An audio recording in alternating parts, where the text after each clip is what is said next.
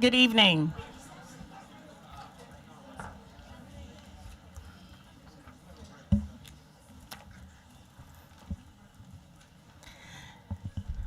Today is Tuesday, November 15th. We'd like to welcome everybody to our school board meeting, our regular school board meeting. Could we do a roll call, please?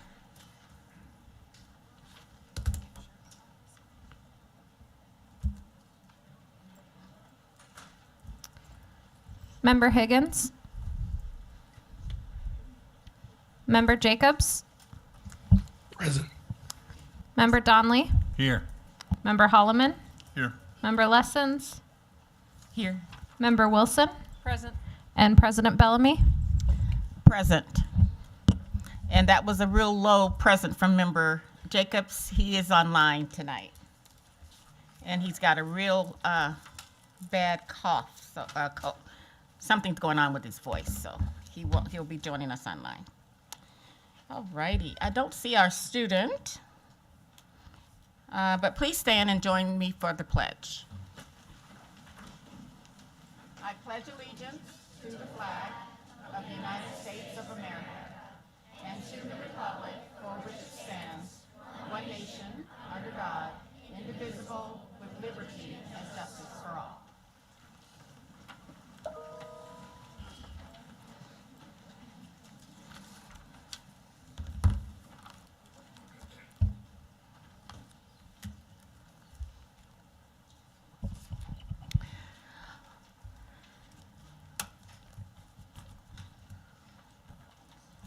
On behalf of the Anchorage School Board, I want to take a moment to recognize and offer gratitude for the sacred ancestral lands of the Dena'ina people.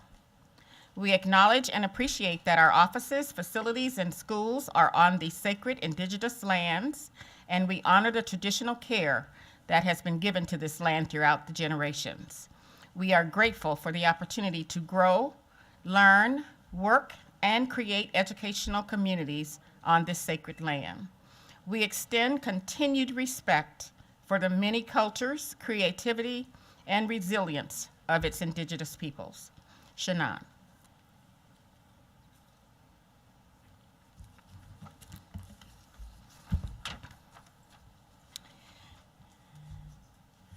So we would like to welcome everyone and continue to thank you for supporting our district, the work of the school district, through your time, your donations, your tax dollars. We really appreciate your support. And that brings us now to, before we get started, the board had a work session this afternoon, starting at 3 o'clock. I think we went until about 5:15. And we have an update that many of you may not haven't heard about. So as you know, we have, over the last months, we have been looking at every single program, one that's very special to most of you in the room, all of us in the room actually, and that's why you've shown up tonight. However, that was a recommendation, and after our work session today, we have decided to take immersion off the list for this year, and I will ask Dr. Bryant and Dr. Stock to share the thoughts on that. Thank you.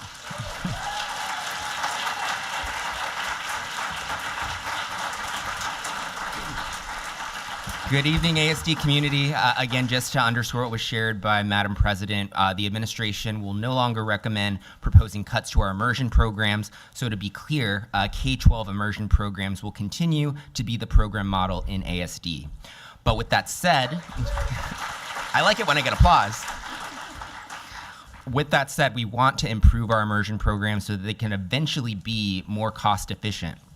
So as you may or may not know, currently there are significant differences in pupil to teacher ratios between the immersion programs and their neighborhood counterparts, and we seek to make improvements to approach a more cost-neutral implementation in future years.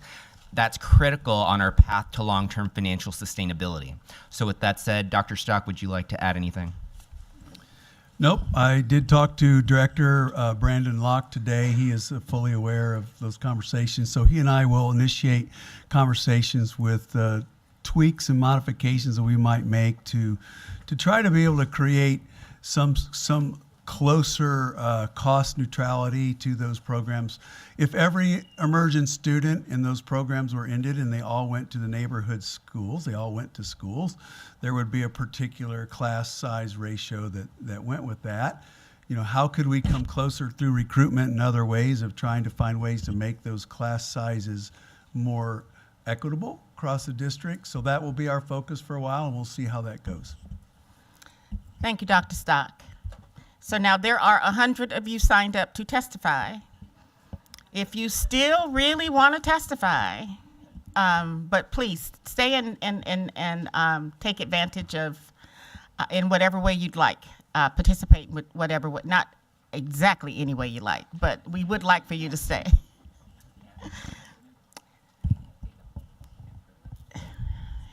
Point of privilege, yes. This is really wonderful news. Thank you for the privilege of speaking. We don't really have a normal meeting structure right now. No, right. I wanted to underscore sort of the closing comment from earlier in the work session, and that is that the immersion cuts have been taken off the table, but our fiscal cliff remains. You collectively here tonight, children in the front, students, you are some of our, you have the capacity to be incredible advocates. I hope that you move out of this meeting this evening and continue your advocacy, because we still have to balance a budget and we need your help. Thank you, Member Lessons.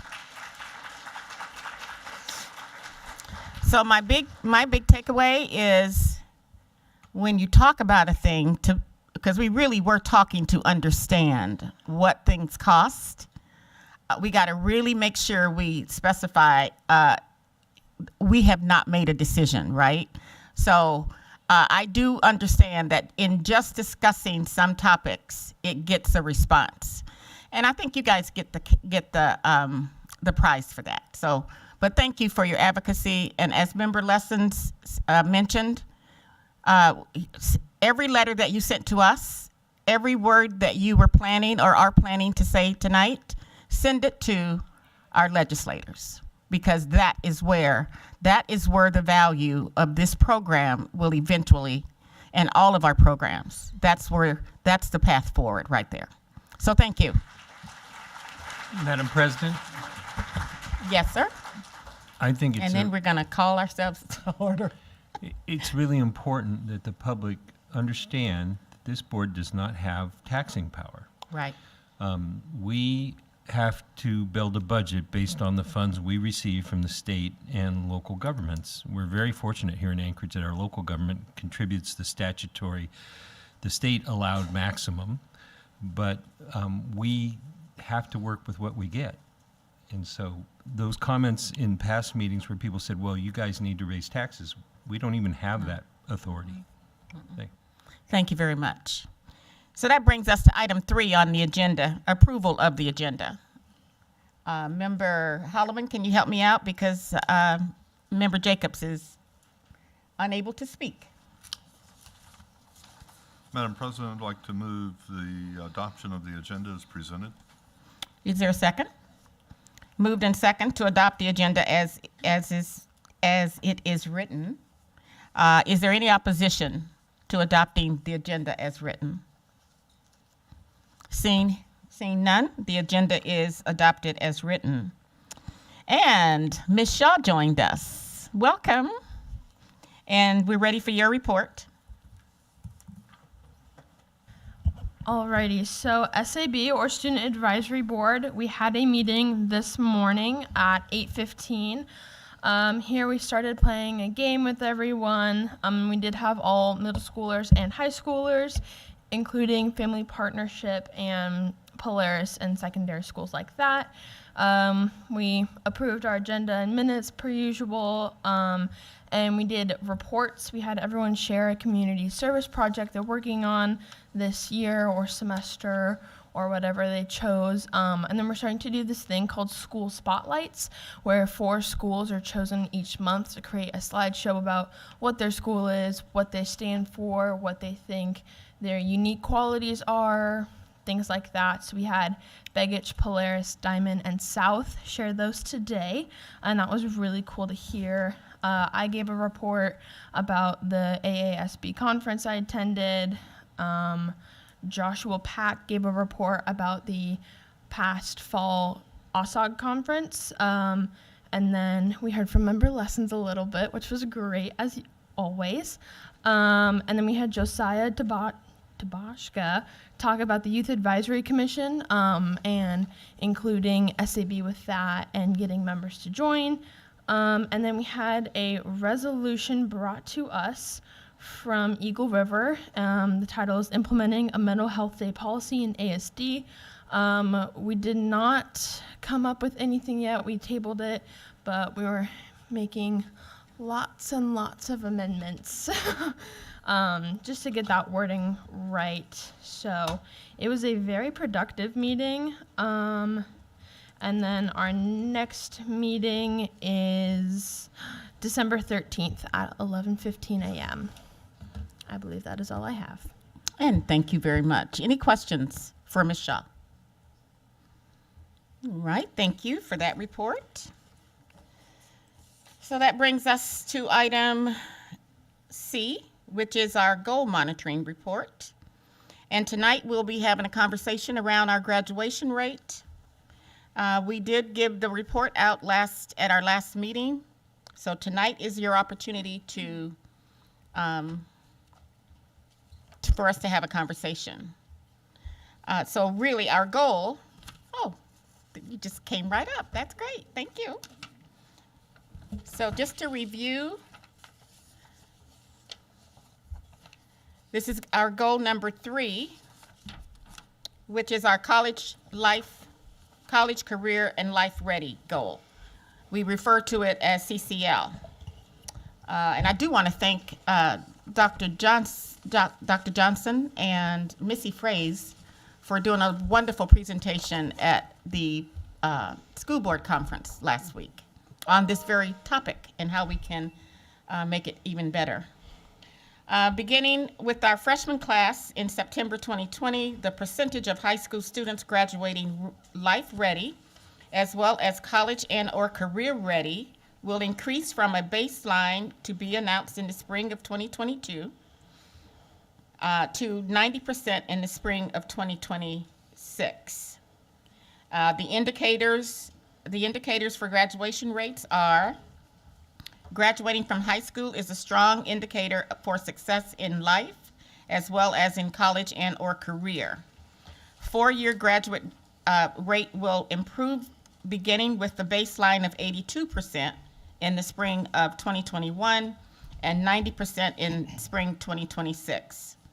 5-year graduation rate will improve beginning with a baseline of 87.4% in the spring of 2021 to 93% in the spring of 2026.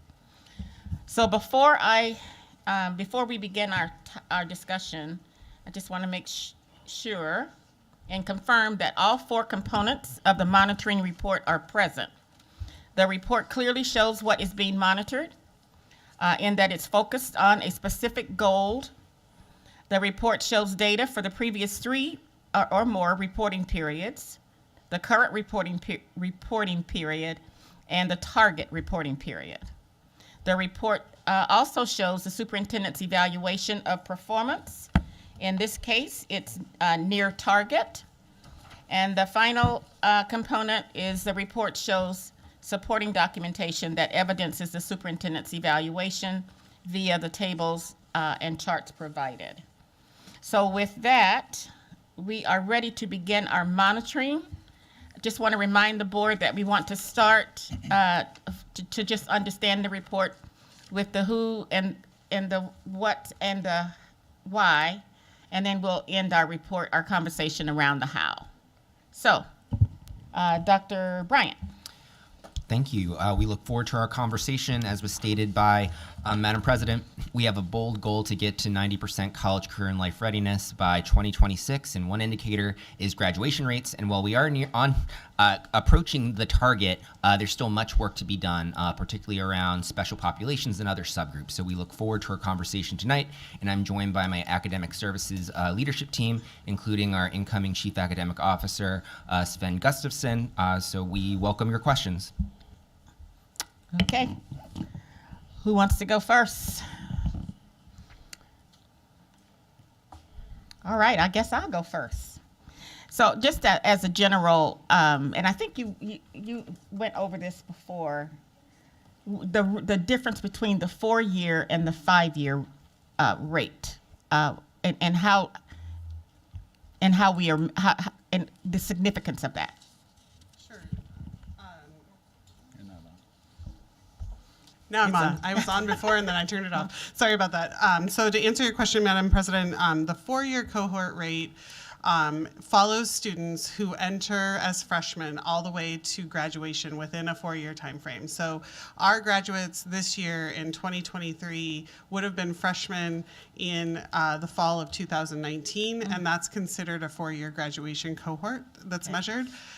If those same students take 5 years to graduate and go into the following school year and graduate in the spring of 2024, then that's considered the 5-year graduation rate. So it's the same set of students, whether they graduate in 4 years or whether they graduate in 5 years. And that's why when you compare 4-year rates to 5-year rates, you almost always find an increase.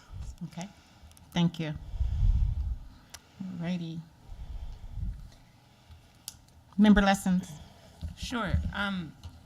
Our dropout rates nearly doubled between the 2021 and 21-22 school years, moving from 1.8% to 3.4%.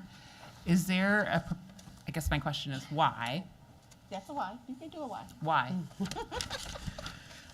So I'm just getting to the right slide here. I think, so in 2020 to 2021, so are you looking at a specific subgroup? Because the numbers that I have are dropout rates going from 2.6 to 3.4, which is an increase of 0.8%. So it's not quite doubling, but it has risen. Well, I don't have my slides that I was taking notes on because I lent them to President Bellamy. I just want to make sure we're talking about the same thing. It's on slide 9, Ms. Lessons. Slide 9. Yes. All right. Well, I apologize for misreading that about a week ago, and but they did increase. So instead of Correct. nearly doubling, they did increase, and perhaps the administration can speak to that. Sure. So there's a number of reasons why students drop out of school. It's really difficult to weed out what that one thing is. It's typically a range of things that we see in students by the time they get to a really unfortunate decision to drop out of school. And most of the time, we're working with kids all the way along in a variety of capacities before they get to that. And so I wouldn't say that there's any one thing I could tell you why. I will say anecdotally, last year was a really hard school year for a lot of kids. There was also a lot of learning loss during the pandemic that I think could be contributed to that number. But those are all speculation because I can't, as a person maybe analyzing the data or weeding it out, there's no one thing that I could point to that says that's the reason and the golden ticket. So I know that's not necessarily super helpful. We know that there's lots of combinations of things that do contribute to dropout rates for students.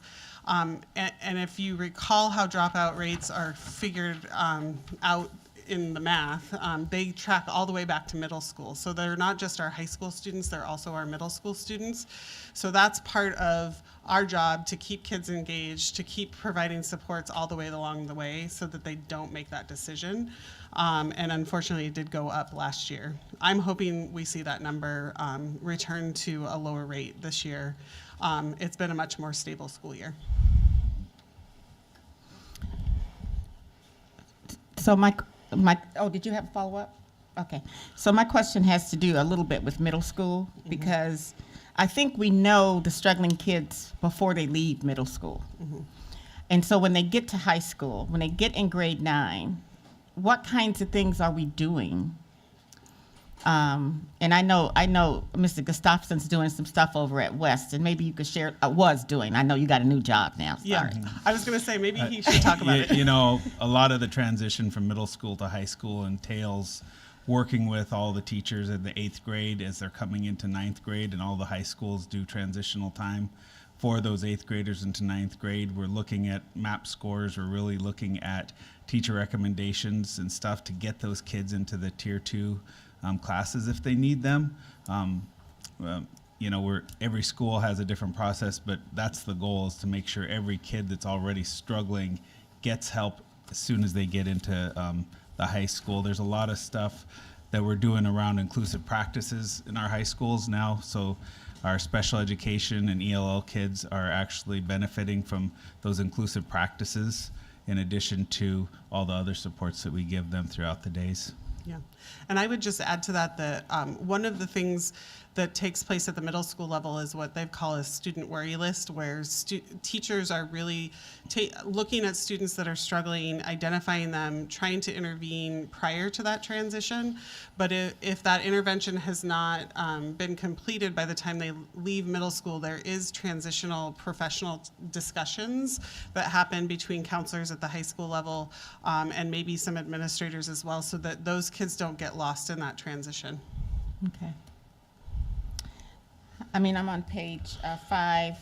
Our Alaska Native American Indian students, our special education students. I mean, there was some improvement, though, over from the spring of 2021 for Alaska Native students. So that population I'm concerned for that population of students, and I'm just wondering what kinds of interventions do we have? What do we do to try to increase that? And I'm sorry I didn't send that question That's ahead. okay. I had. Well, I think I'll turn it over to Sven here in a second to talk more. He has done that work very directly at West. One of the big things that we do is partner with our Title VI educators in the district to really provide a lot of supports around our Alaska Native students that include after school activities, tutoring during the day, and a variety of other supports that are in addition to what we offer all students. But we also are really trying to increase engagement through culturally relevant instruction and things of that nature, so that they really connect with their school. One of the biggest contributors to that graduation number that we've found over time is attendance. And so often our focus with many of our Alaska Native students and families is just getting to school every day, because we know once they're in school that we can get them across that stage. So if we can just get them there, we're going to work with them. And so those are all little things that we're doing. I will say, somewhat related to graduation rate, the other thing that we're trying to do is increase our enrollment in our advanced coursework as well through equal opportunity schools, which I think we've talked about before with the board. But we saw a 3% increase in our AP enrollment for our Alaska Native students in advanced placement and IB coursework as well. So we're trying to not only get them graduated, but also get them into higher and more rigorous classes, so that there's that real connection with school. So I'll turn it over to Seth. And in addition with that work, each of our kiddos have 2 trusted adults that they've identified that usually do have conversations with them to try to get them into those upper classes, because a lot of times they see a little more relevance and a little when they have those expectations. And another thing I wanted to bring up about specifically with our Alaska Native kiddos is at the high school level, those of us that have big populations of Alaska Native kiddos, we actually have our Title VI coordinators, community counselors, and they're working with us hand in hand, working with families, really getting those kids involved with things, cultural items, cultural activities, Native Youth Olympics. We're really doing a big push to make sure that school is a fun place for them and a place that they feel comfortable and safe to come to. And we're really pushing that now at most of our high schools. Yep. And in addition, we have a number of grants that specifically work with our Alaska Native students as well. That there's a specific grant at Central that helps us reduce class sizes and work directly with that student population. So, so there's a whole variety of things that are happening in that area. Okay. Yeah, Member Wilson. And I apologize, this is not a question I put forth ahead of time either, but I'm looking at the statistics, and you may not be able to answer this at this time. I'm looking at the decrease for Asian students, Black students, Hispanic students, Native Hawaiian, Pacific Islander students. Is there statistics that break these down by school so we can see potentially maybe identify what some schools are doing to keep particular populations more engaged than others and try to replicate the positives to try to increase the graduation rates and career and life readiness for those students in other schools? Sure. Through the president to Member Wilson, we do have that data. We don't share it publicly, mostly because we want to keep some confidentiality around individual students. Some of our populations at individual schools get so small, you could actually identify the student if you put that out publicly. But we can certainly share it in a board connect because we're able to disaggregate the data that way. Yes, follow up. And more importantly for me is to find ways to identify what schools who are working with these students successfully are doing to keep them engaged and try to replicate some of those things at other schools maybe that are having a little more difficulty keeping those students engaged. So for me, that's the most important part of that question. Sure. And we could certainly look at that and then maybe have some further conversation and share some of those practices if that's of interest. So. Okay. Member Higgins. Thank you. I look at some of this in perspective. When I first got on the board in 2008, I remember we were dropout rate somewhere in the category of over 6%, and graduation rates in the low 60%, and so a huge difference. But there were several things that took place there. One is when the dropout rate went down, staff were running after kids to keep them from leaving school. They were doing the contact, and we did a better job of monitoring it as well. And so I first of all congratulate the staff, and I think the public should realize that these things just don't happen in a vacuum. There were 3 predictors, though, of kids that would have problems with graduation in 2016, 2017 timeframe, I believe. And that was 1, attendance was a high correlation. 2, taking algebra in 9th grade, that was a correlation. And the 3rd one was, of course, behavioral type issues would add to it. Are those factors still pretty well correlated or in the same category? Yeah, through the president to Member Higgins, those would still ring true today. And part of our CCL initiative is really to combat some of those things. Algebra 1 and 9th grade is one that we could see as a part of career pathway work at the high school in future years. Engaging classes that relate to a real world career after high school, as opposed to just going to a social studies class to learn social studies, but providing relevance around that social studies class. Like maybe you're going to be a lawyer one day and you really need to know that, right? So that type of engagement is really what gets after attendance. If kids are excited about what they're learning and want to be there, they're going to come. So yeah, those 3 indicators are definitely still relevant. The other thing I recall is that as dramatic as the dropout rate came down, it was also reported that about half of the people dropping out dropped out the year before. So we have a lot of recycling. Kids are not giving up, just that have dropped out. They come back, encouragement with staff, encouragement with others out there, and at least they're pushing it. So dropping out doesn't mean it's forever. And I saw that report. Have you got numbers? Is that pretty accurate today still, that we get a lot of coming back? We do. Of course, there are always kids that we unfortunately can't get to come back to us. And a lot of that typically centers around just what's going on in their life and their ability to be able to come to school every day. But we do try very hard to find something that's going to work for a student. If it's not a comprehensive high school, we have lots of alternative options for kids, and we try to steer in that direction. And we've really changed our philosophy at the secondary level since those 60% kind of graduation rates that you saw in about 10 years ago, where we're not dropping kids because they have 10 absences and then come back next semester. That used to be a practice in the secondary high school realm. We don't do that anymore. We are very invitational. We want kids to come to school, and even if they've been gone, we're calling them, we're calling their parents, we're really working on families and kids to get there. And I think just from the public standpoint, there are so many options out there for students that are having problems, different programs, whether it's a SAVE program, whether it's individuals that get involved with legal issues to behavioral type things. We don't just drop them out. There's alternatives for them.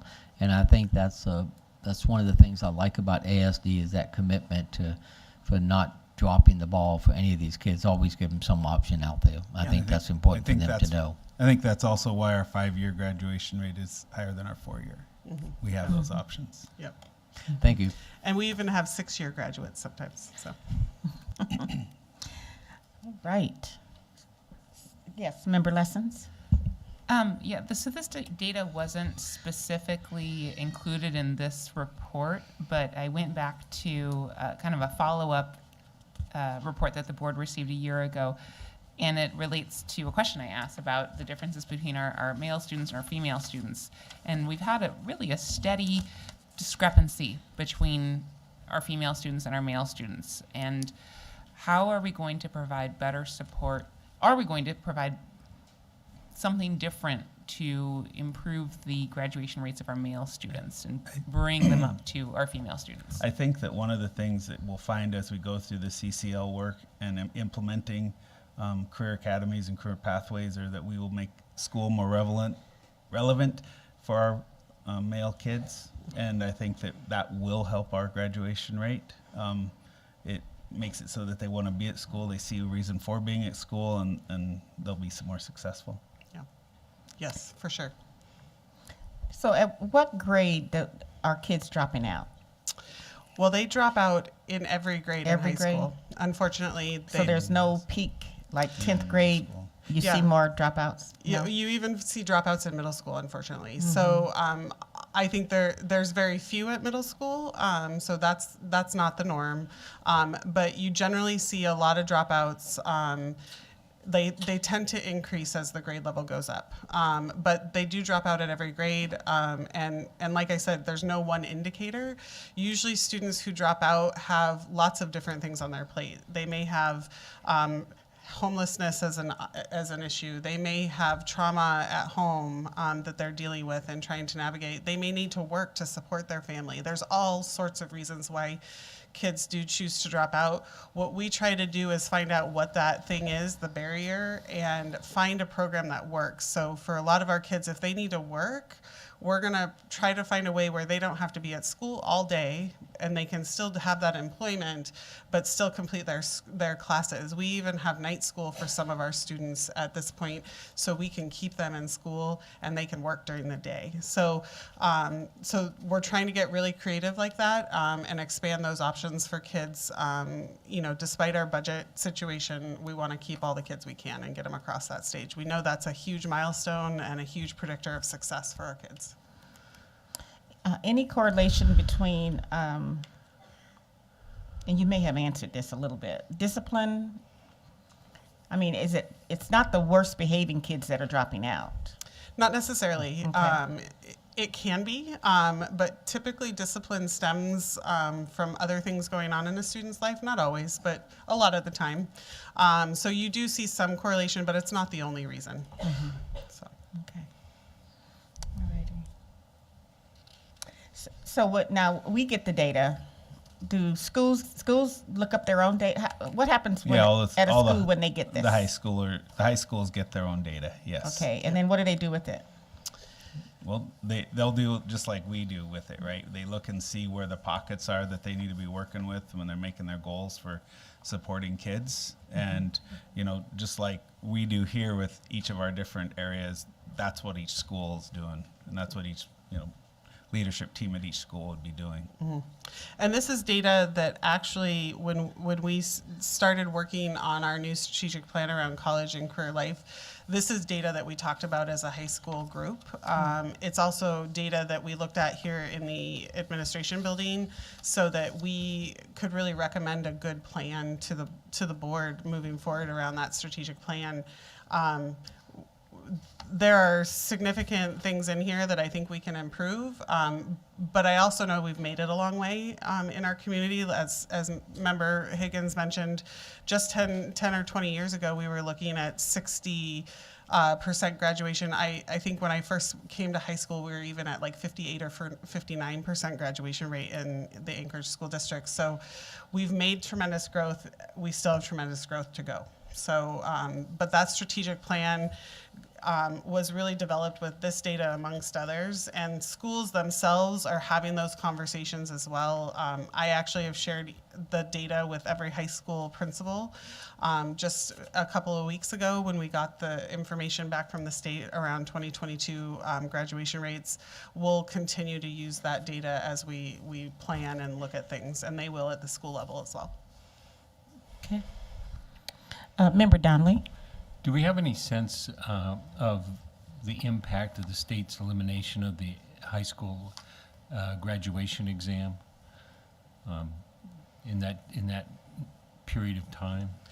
So that was a barrier for kids, honestly, in terms of graduation. There were kids that would pass their classes, but for whatever reason had a hard time on a test. And you see that as an educator just in the classroom, honestly. Like there are kids who are very capable, but for whatever reason don't perform on the exam, whether it's anxiety or other things that are going on. And so that graduation exam was a barrier for kids. We did see our graduation rates bump up a little bit after that exam was eliminated. We also had kids actually that didn't pass the exam, didn't get their diploma, that when that was eliminated came back and got their diploma from us. That was part of that provision as well. So. Okay. Yes. Member Wilson? Just a comment, not a question. I look forward to hearing more about all of the different implementations that you guys are working on to make things more relevant for our students and bring them to be more career and life ready. So I'm excited about those future conversations. Thank you for that work. Thank you. All right. So it looks like we are coming. Don't go yet, though. This is the last part. Any how questions? How are we going to get kids from, I don't know, any other questions from the panel? If not, we can move on. But I do want to thank you guys for the information. Dr. Bryant, Dr. Johnson, Mr. Gustafson, Ms. Moffitt, thank you. All right. And when is our next monitoring report? 2 weeks? Okay.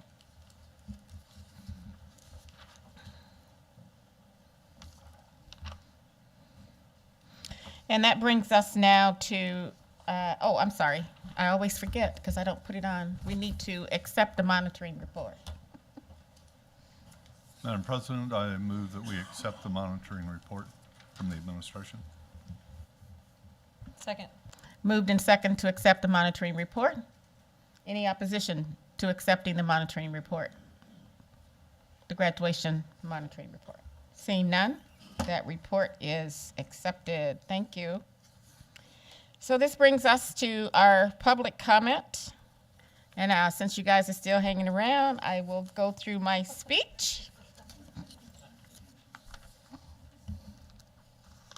So we'd like to welcome you to the first of 2 opportunities to provide public comment to the board. We do an hour in the beginning of our meeting, which is now, And then we'll do an hour at the end of our meeting, which is after all of our business has been taken care of. So we'd like to welcome you again. During public comment, board members will not answer questions or engage in discussion with members of the public. It is the public's time to speak and the board's time to listen. The school board welcomes the public to observe and contribute to our meetings through their comments. However, to be productive, our meetings must be structured and civil. We use Robert's Rules of Order, which is a set of rules for orderly meetings. These rules have been used since the 1800s, and it requires the board and the public to be civil and respectful of each other's opinion and statements. Now, while I did allow a little bit of applause in the beginning of the meeting, during this meeting and forward, there should be no applause.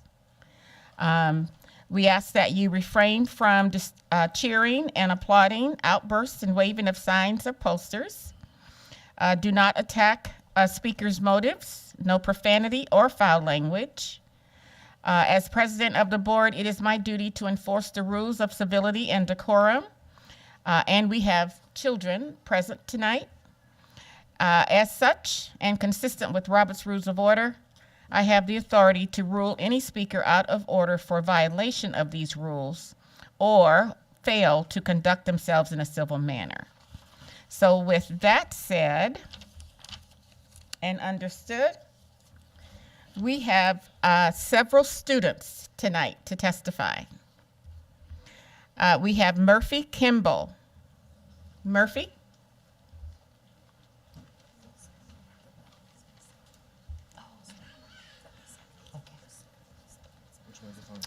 Either one.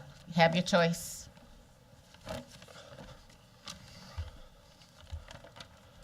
Добрый день, меня зовут Murphy Kimball, я студент в 11 классе, моя учитель Надежда Хесс. Русская программа очень важна для меня. У меня есть сестра в 6 классе, она любит русское так же сильно, как и я. Я не могу сидеть и смотреть, как у нее отбирают ее будущие возможности. Эта программа самая первая русская программа в США. Я думаю, что удаление этой программы бесполезно и отменяет возможности у студентов. Также это не сэкономит много денег администрации. Сегодня особенно важно учить американских студентов русской культуре и языку. Я думаю, что знание русского языка очень важно из-за настоящей ситуации. Вот почему я считаю, что нам нужна русская программа. Спаси русскую программу. Good evening. My name is Murphy Kimball. I'm a student in the 11th grade and my teacher is Nadezhda Hess. The Russian program is very important to me and I have a sister in the 6th grade. She loves Russian as much as I do and can't sit by and watch her future opportunities taken from her. This program is the first Russian program in the United States, and I think that closing this program is useless and takes away opportunities from students. Also, it will not save much money for the administration. Today, it is especially important to teach American students Russian culture and language. I think that knowledge of Russian is very important because of the world's current situation. That's why we need the Russian program. Thank you for saving the Russian program. Thank you. Next, we have Charlotte Hemming and Sigrid Erickson.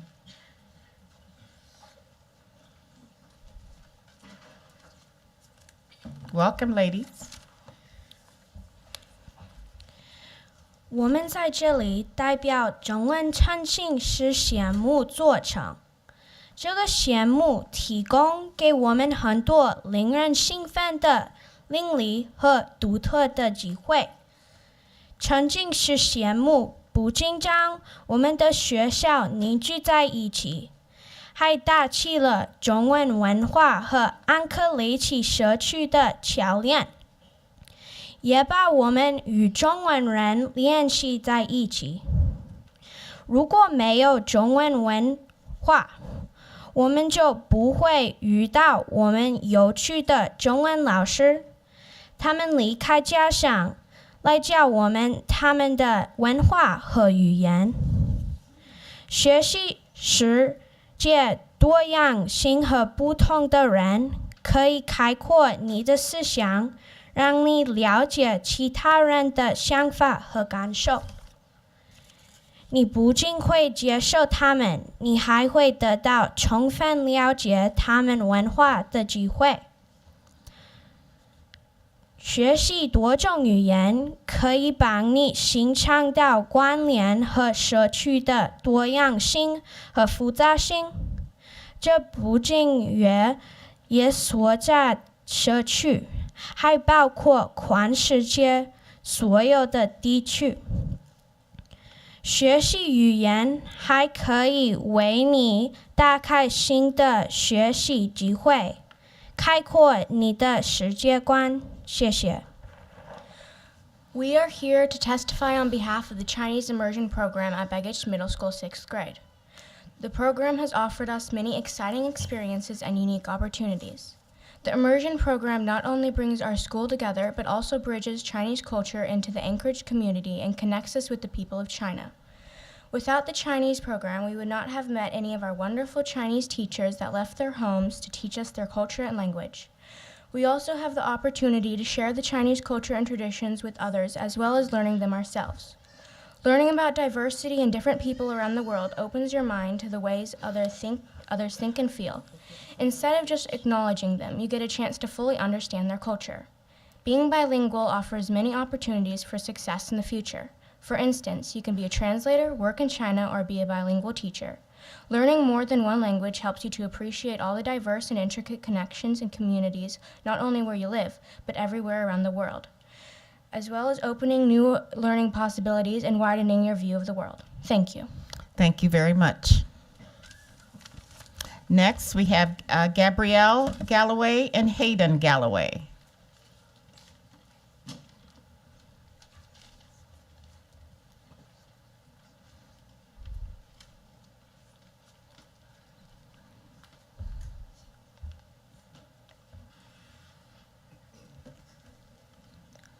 Gabriel.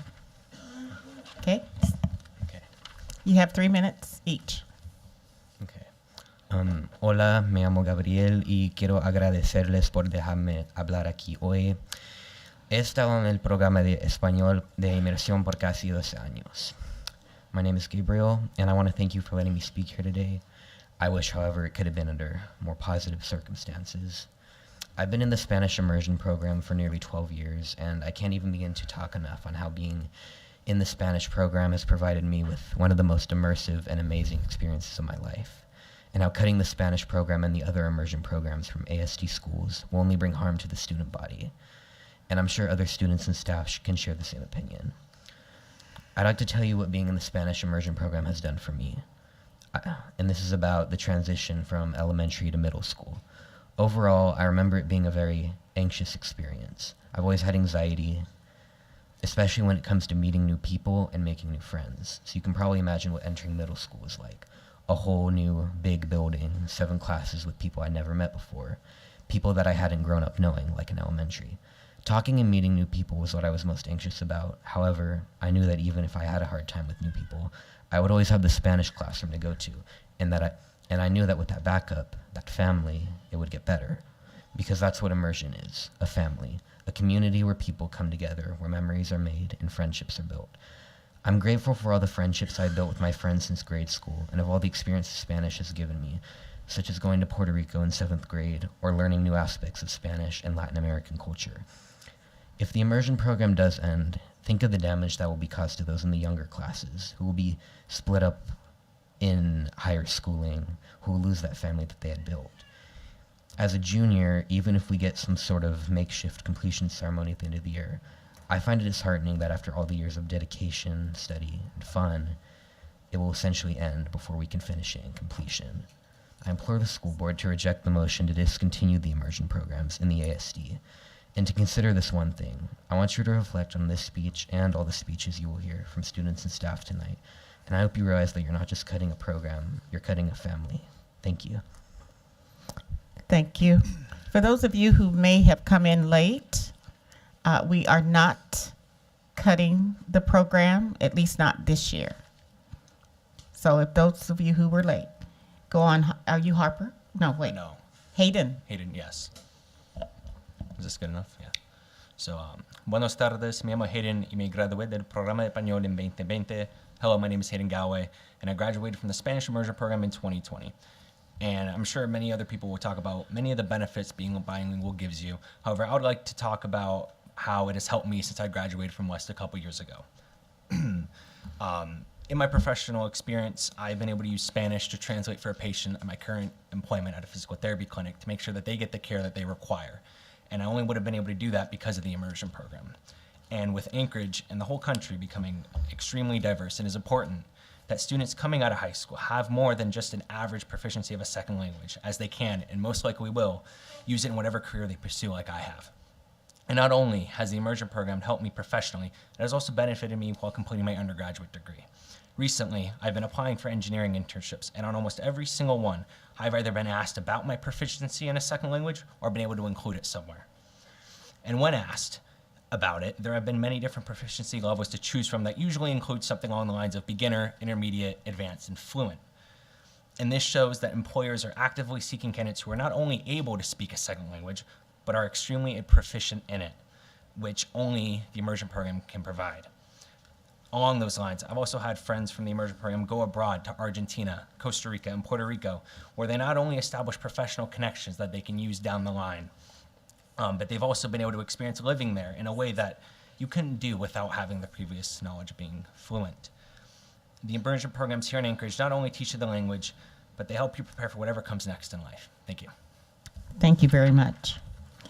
Next, we have Harper, I think it's Wygren, and Fiona Selau.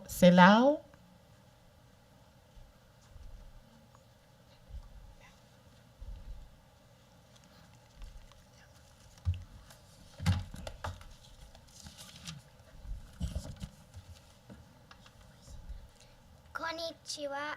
私の名前はハッパー・ウェグレンです。私はサンデレイク小学校に通い、日本語イモーションプログラムの通い3年生です。私の妹は日本語のイモーションプログラムの1年生です。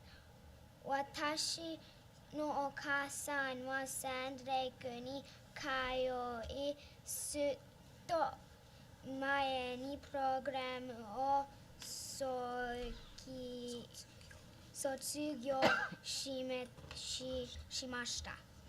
お母さんは同年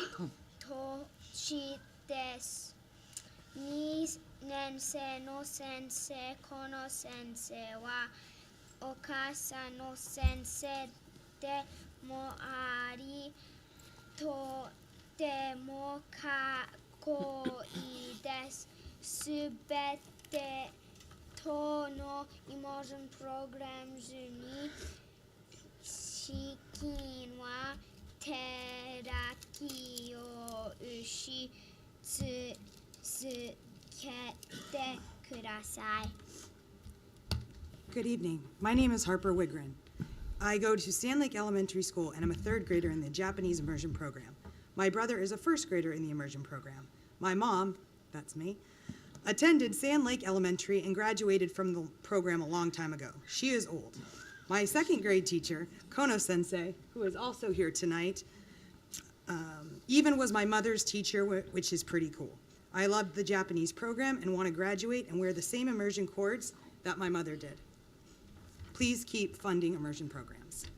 And if it is okay to approach, Landon-kun, kite kudasai. Well, first grade brother's a little bit shy. But in Japanese culture, the crane is a sacred bird. And so Harper and her friends, Blake, who is also in the program, made you guys each cranes. And if you make 1,000, you can get a wish. We only made 10, we couldn't make it there. But today, our wish is that I can also gift my daughter my cord that I got in 2005 to my daughter. So hope for the continuation of the program. Thank you very much. So we have Fiona?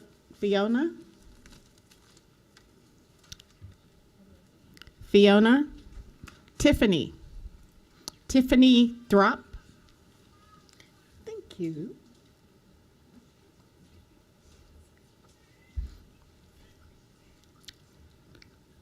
Let's try Isis.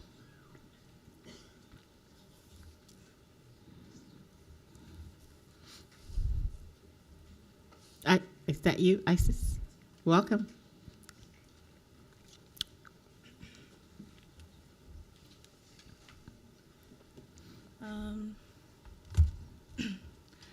Hello, my name is Isis Walker. I'm a senior at Diamond High School, and I've been in the Japanese immersion program for 13 years.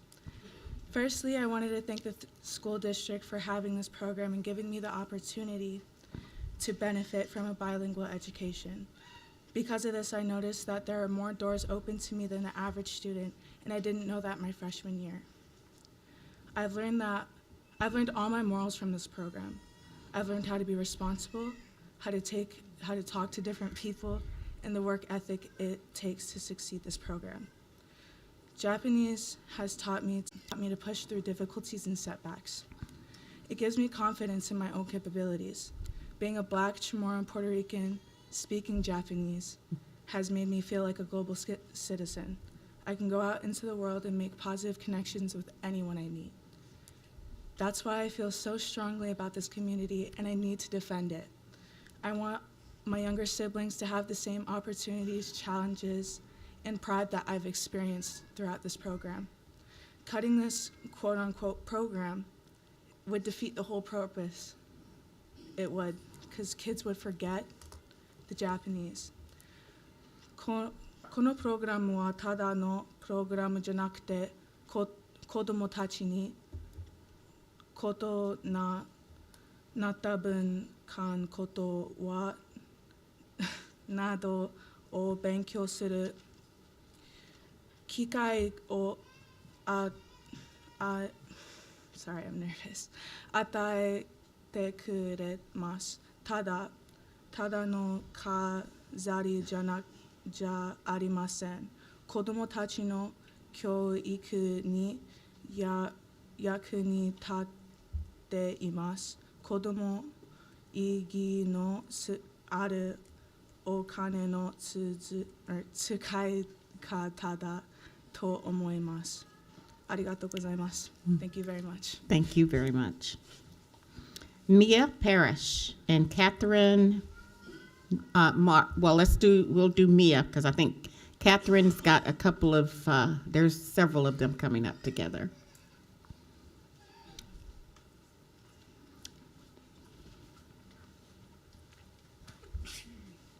Welcome. You have 3 minutes. Thank you for hearing from our immersion families today. My name is Mia Parrish, and I'm a sophomore at West High School. When I was 5 years old, my parents told me they signed me up for the Russian immersion program because knowing a second language would open up many opportunities for me. I didn't understand that at the time. I was just looking forward to going to kindergarten at Turnagain Elementary. What I do remember is feeling excited that one day I would be able to read and speak another language. We have many family and friends who are bilingual, and I thought that it was cool that one day I would be too. Being bilingual was also a promise made to me by the Anchorage School District that if I entered the program and worked hard, I would be fluent when I graduated. I really hope that's not a broken promise. I don't know all the details about why you need to cut the ASD budget, but I do know this. Anchorage's language programs bring new families to our schools and our communities, and at a time when many people have left Alaska, that's important. I know that speaking Russian fluently offers many opportunities, from an internship at the NSA on JBEAR to college scholarships and eventually for my career. It sets me apart in a competitive world. But if the program is cut, making this my last year learning Russian, I know the language will slip away, especially from the many students in this program. I ask that instead of cutting immersion programs in high school this year, that you give our families and those behind the immersion programs time to find other sources of funding. We need a long-term solution for future generations. I understand you may have to make cuts somewhere, but I hope you will take our pleas to heart. Спасибо, что вы слушали, и я надеюсь, что вы примете решения, которые лучше всего подойдут для учеников Anchorage.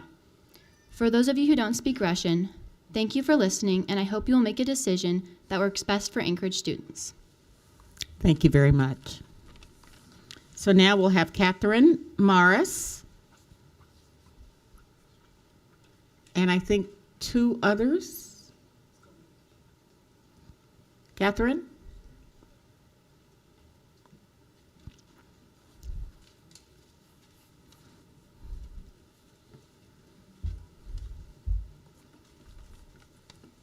So, first of all, Catherine Morris is currently in the ER because she's sick, so we're sitting in for her.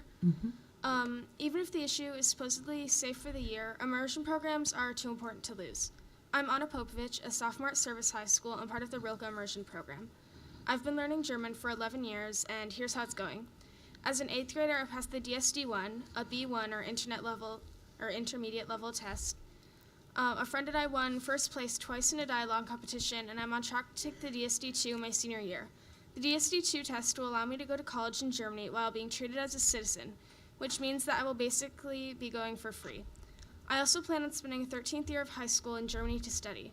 So by taking away this program, you're basically scrapping my entire planned future. And for what? A bit of money that won't add up to the amount that we and at least the next 5 years of immersion kids will have to give up for opportunities that we were promised. It took 5 years for us to be allowed to take the DSD-2 test by the German government. Think about it. And just in case the topic comes up again, we are here to talk about how much we cherish the program. That's all I have to say. Okay. And tell us your name, and are you speaking? I will not be speaking. Okay.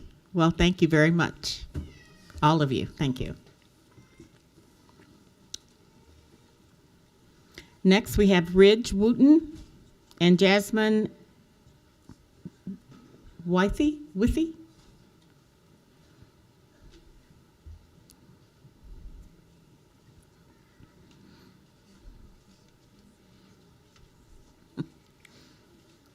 Welcome.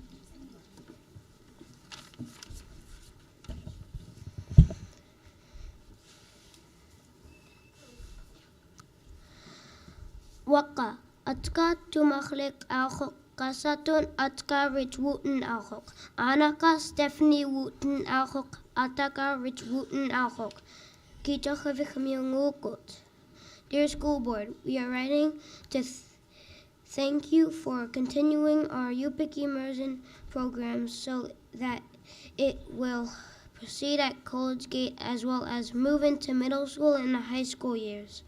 The UPIC program is important to me because it's good to learn about local cultures and their languages. I am a non-native student that has been in the program the last 3 years.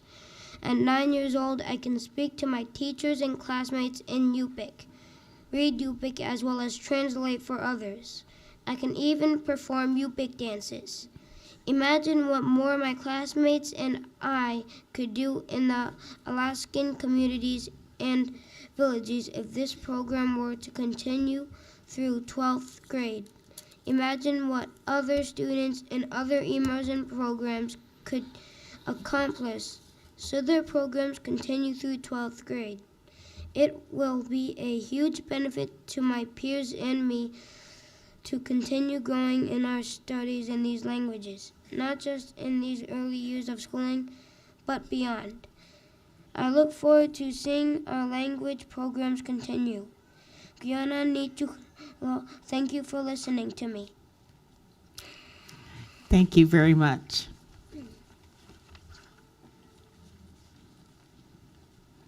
Are you Jasmine? Welcome, Jasmine. こんばんは、私の名前はジャズミンです。今度、イマージョンプログラムを切らないようにありがとう。Thank you for not cutting the immersion programs because of all the chances it has given us. Even though we may cost you money, we have still built a lot of families. Just please don't make another decision to cut it. And thank you very much. Liliana Rovira and Ray Huff. Liliana Rovira and Ray Huff.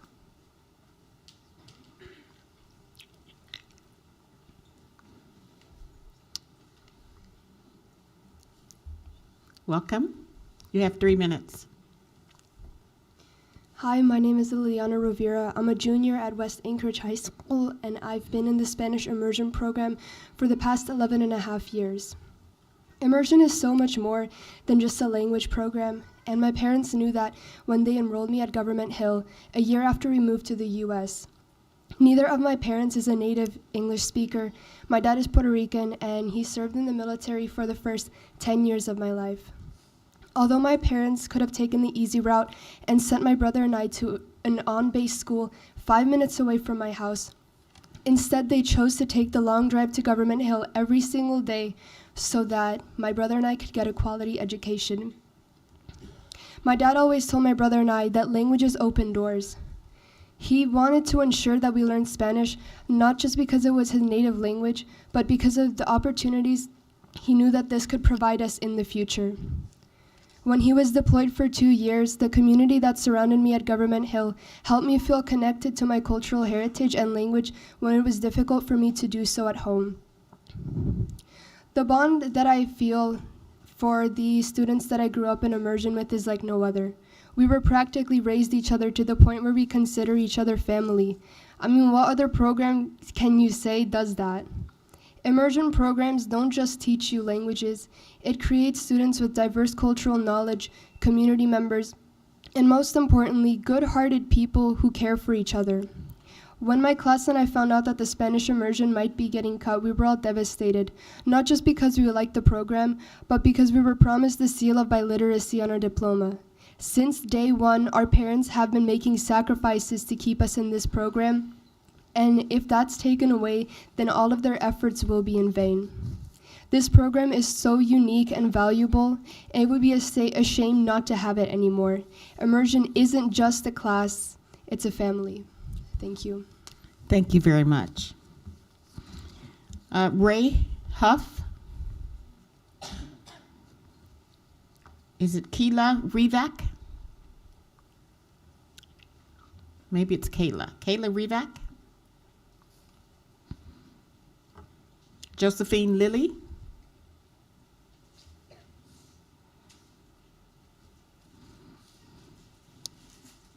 Inesea Jacobs?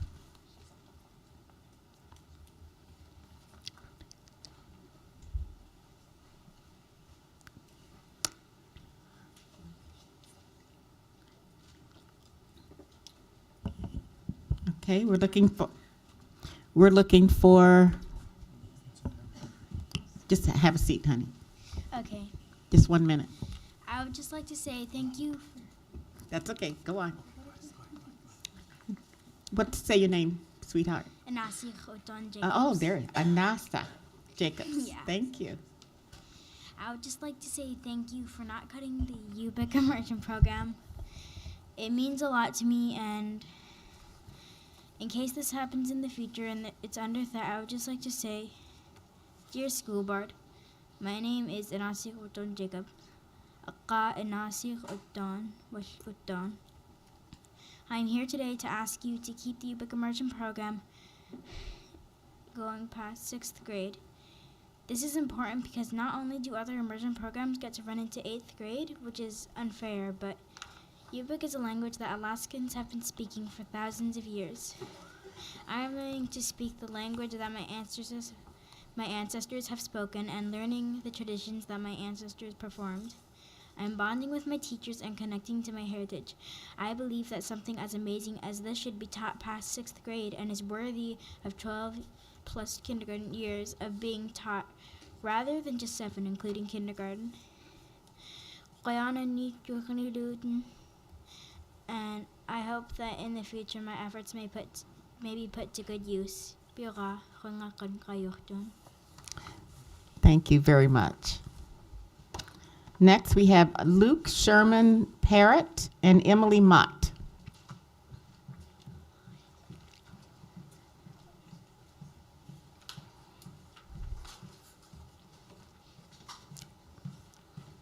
Welcome.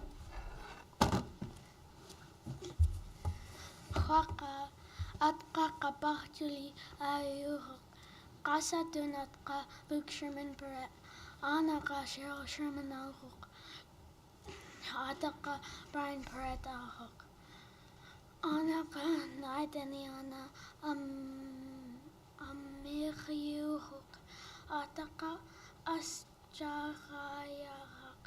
Amiriuk. Hello, my name is Kabachjali. My English name is Luke Sherman Pratt. My mom is Cheryl Sherman. My dad is Brian Pratt. My mom is from Chickaloon. My dad is from Mountain Village. Dear school board, I'm in the 3rd grade. I've been in the Yupik immersion since kindergarten. My language is important to me. I don't want to forget my language. I will continue learning it so I can speak fluently and speak Yupik to my great-grandma. I will be able to keep learning about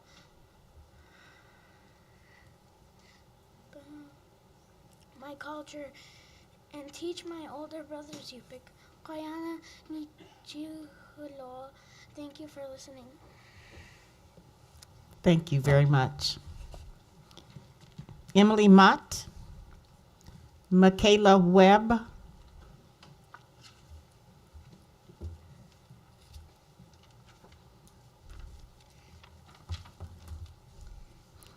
welcome. You have 3 minutes. よろしくお願いします。私の名前はマケイラ。私は宮津中学の7年生です。聞くことがありがとう。私の本当のスピーチは英語で喋ります。ありがとう。My name is Michaela. I am a 7th grader at Mears Middle School. Thank you for listening. I was 4 years old and my family and I made the commitment to join the Japanese immersion program. We had heard how difficult it would be, how much effort it would take from not only myself but from the support of my family. But we also knew the benefits of graduating with the seal of biliteracy, and we made the commitment to my future at that time. But by stopping the program after only 9 years of hard work and studying, we cannot graduate and tell ourselves I'm fluent in 2 languages, because we're not.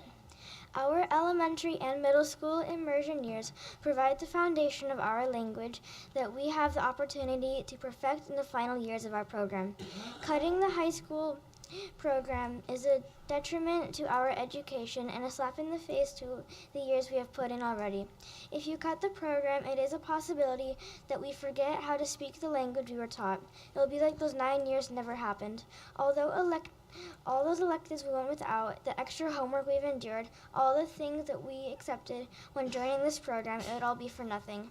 You would just be wasting our hard work. The immersion program has opened many doors for students. I pictured these doors at the age of 4 when I embarked upon this program. We immersion program students have been working hard towards a once-in-a-lifetime opportunity. Please don't take it away from us. Please show us the commitments that we have shown you. Thank you. Thank you very much. Joaquin Cesares, I don't know how to say the last name. Choque. Liam Dudley.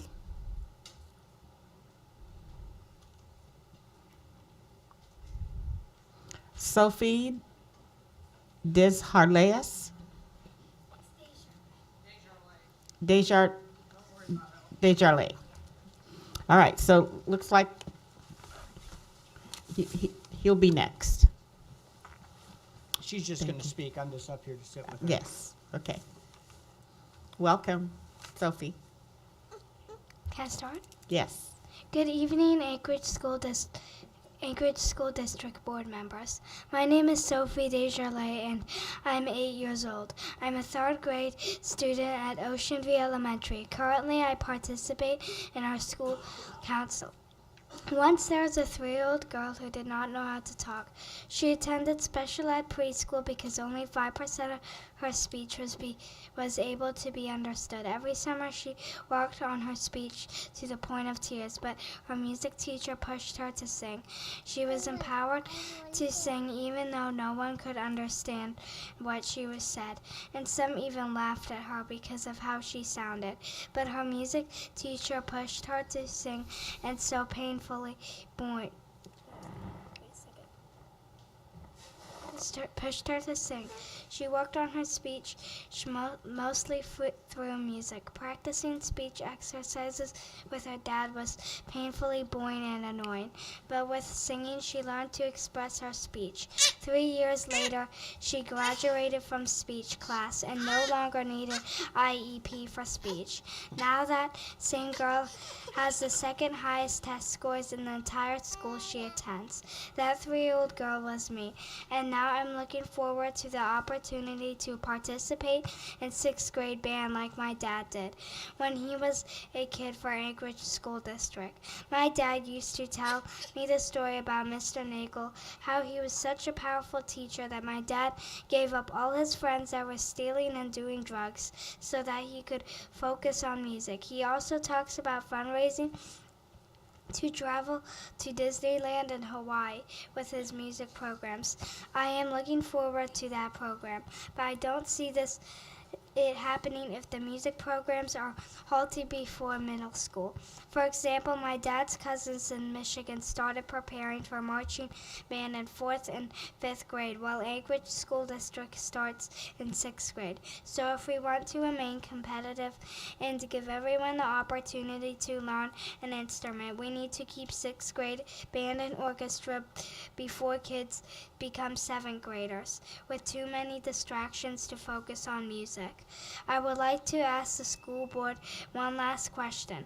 If you remove band and orchestra from 2006 graders, what would fulfill our mission to educate all students for life better than Sonic Boom? Lastly, I want to ask the audience one more question. Please stand if you became successful in life because of band and orchestra music education.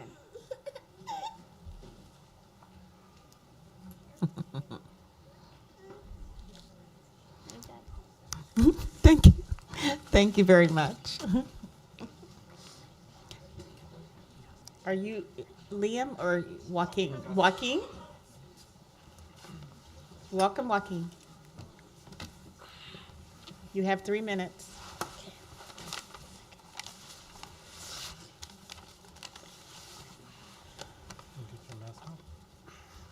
My name is Joaquin Cazares. I am in the Japanese immersion program at Sand Lake Elementary School. I have been in the program for 5 years. I am here because I want the program to continue to high school. This program teaches me a different language, respect, and I learn about Japanese culture. This is very important to me because I want to get a good job when I grow up. I've asked kindergartners to 6th graders what they wanted to do, how long they plan to be in the immersion program. They all told me they wanted to go all the way to high school.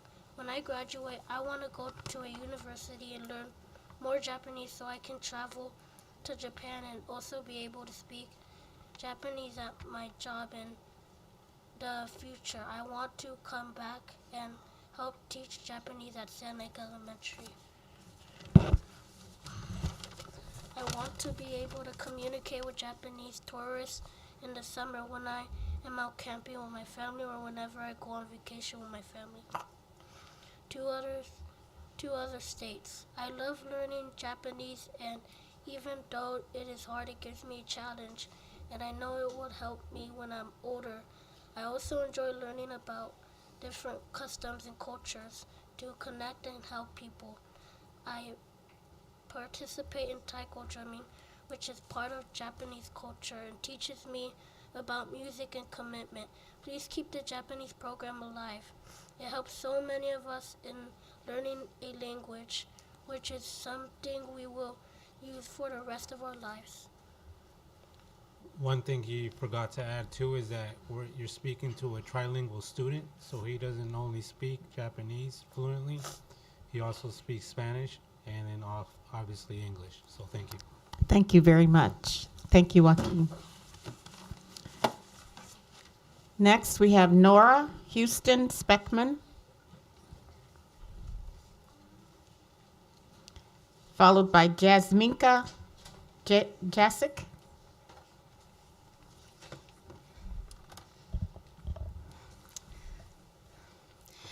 Добрый вечер, меня зовут Нора, и я учусь в 10 классе в школе West в русской программе. Hello, my name is Nora Houston Speckman, and I am a sophomore at West Anchorage High School in the Russian Immersion Program. I am here today to implore you to not shut down the language immersion programs ever. Studies have shown that being bilingual is highly beneficial to a child's brain. Students who are bilingual consistently score higher in standardized tests than students who are not bilingual, as well as showing higher levels of empathy and increased attention spans. We are extremely grateful for your decision to keep the immersion programs for at least another year. However, the issue does not end here. The school district is still in debt, so what programs will be cut, and where will you stop? If you were to cut every single special program in the school district, would you save $68 million? And how hard have you tried to get more funding from the state? These aren't questions that I expect answers to, but I believe you should think very hard before making any final decisions. Let's take me, for example. I'm in jazz band, Russian immersion, 3 West sports, AP classes, and I'm planning on entering the International Baccalaureate program my junior year. If the school district were to cut all of these programs, I would be left with next to nothing.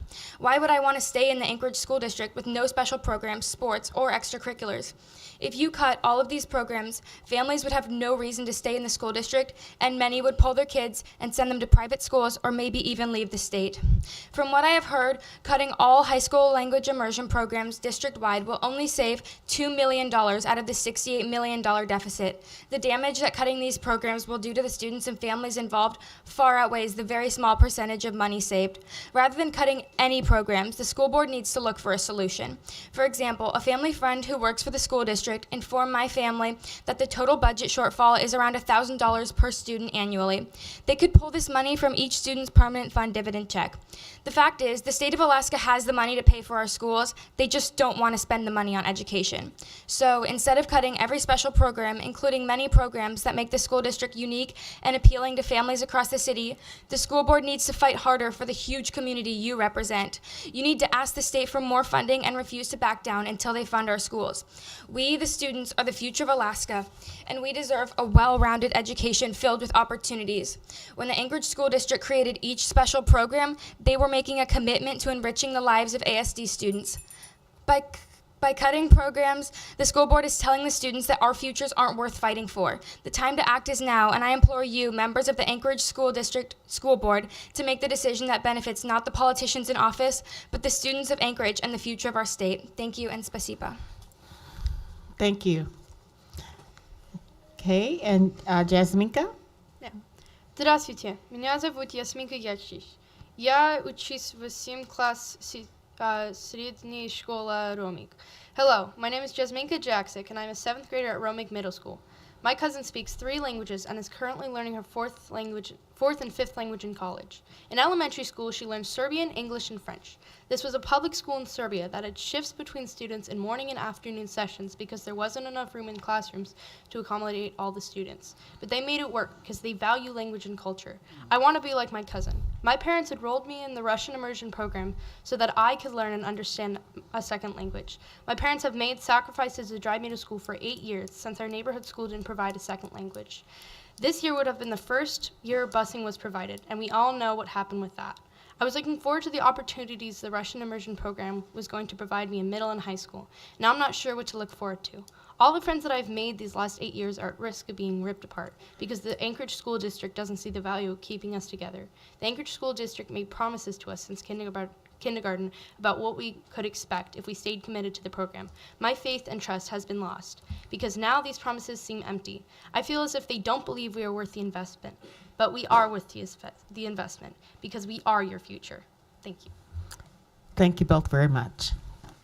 Next, we have, looks like Brittany Piscoya and Toro Peterson.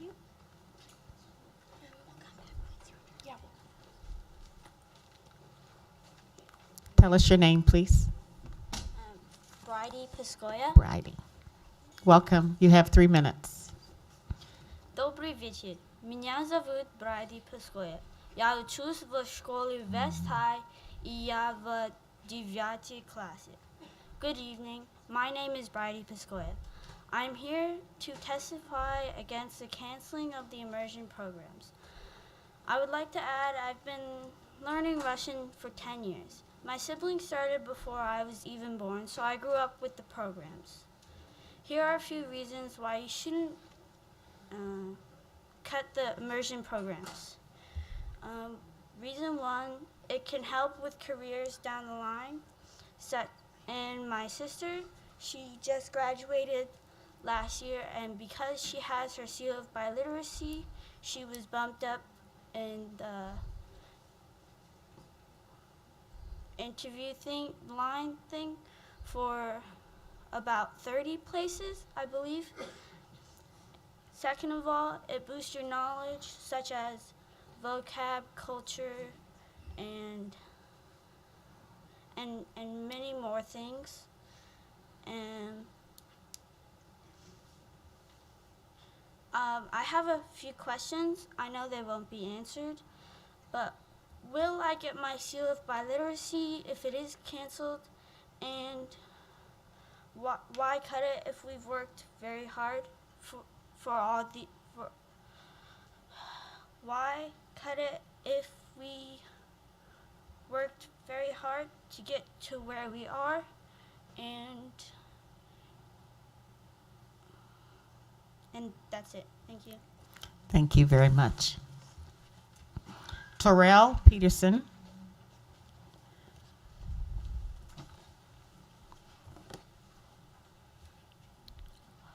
こんばんは。私の名前はトリル・ピーターソンです。Good evening. My name is Torrell Peterson.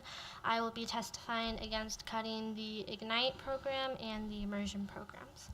As a gifted student myself, I was often sitting in the classroom having nothing to do.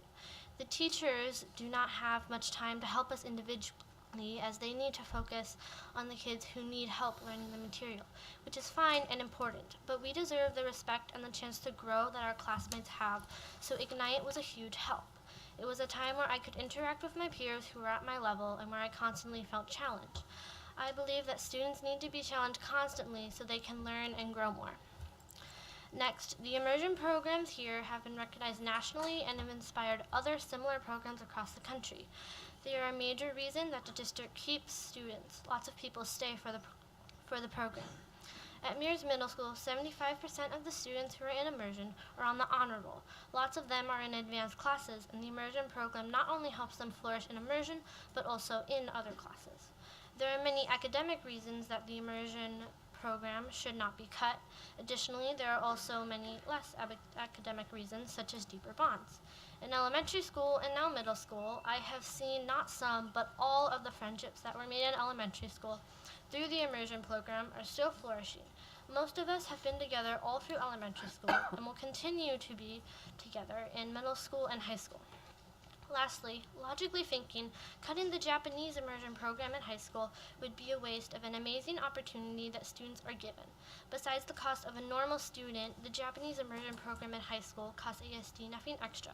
It is completely supported by voluntary organizations such as Tomono Kai. Speaking of education, which is what ASD should value, cutting this program would simply take away a special education that has helped and continues to help students in so many ways. Thank you. Thank you very much. Next, we have Ava Grace Centula and Ruby Lenz.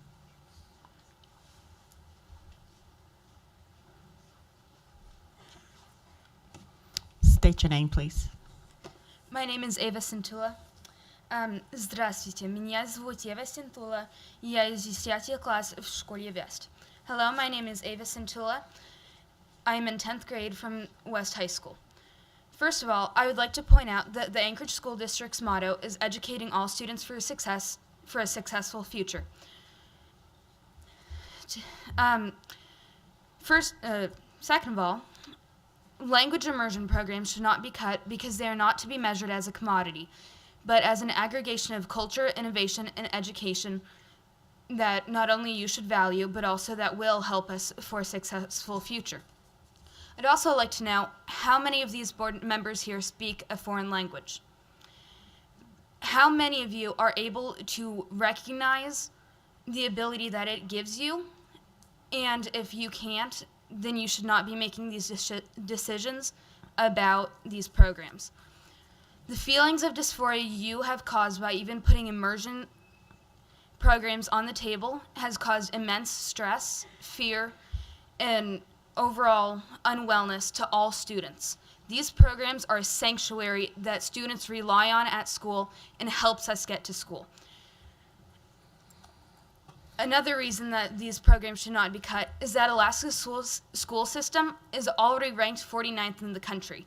When you drop these programs and you realize the fact that our test scores are higher than our counterparts who do not speak a foreign language, where do you think our school ranking will go?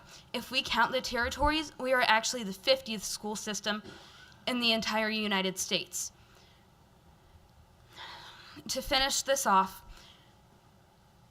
our school district's debt is not our students' burden to bear. I should not have had to skip my lesson to write this to teach you one. Thank you. Thank you very much. Next, we have Jamae Wingard. I'm sorry, Ruby. Is Ruby here? Hi, Ruby.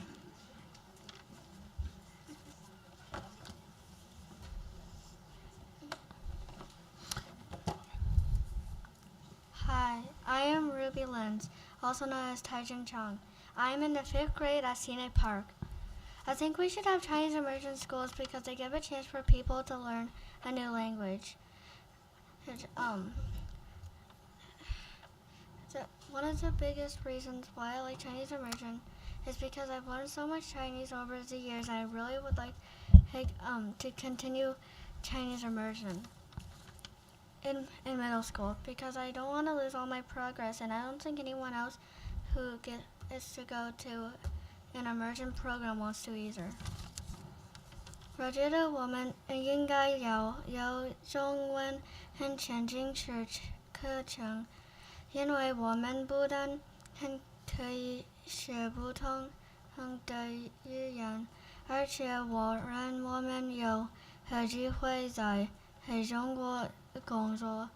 最重要的是，我很喜欢学中文。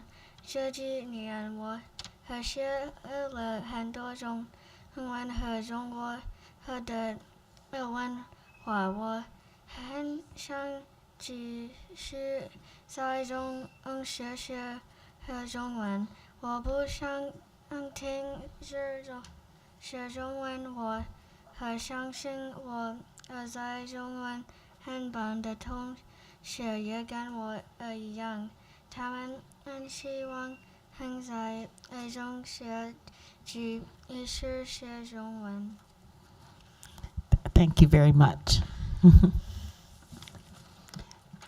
Jamie Wingard. Welcome. You have 3 minutes. Okay, thank you. My name is Jamae Wingard, and I'm a 9th grader at West High School. I'm in the Spanish Immersion program. I came here tonight to give you a testimony, and then I found out that you are saving our program. But I would just like you to I'd like to ask you not to consider cutting it in the future, because if you look at this entire room full of people, full of kids coming out to support this program that they care about, I think that this shows that this is something the kids want. I mean, school is for kids, right? That's why we have it, to prepare them for their lives. So they should have a choice. And I think they're choosing immersion. So I would like you to consider not cutting it again in the future when it comes up next year. And I'd like to thank you for saving it this year. Thank you very much, Janae. Damian Taylor.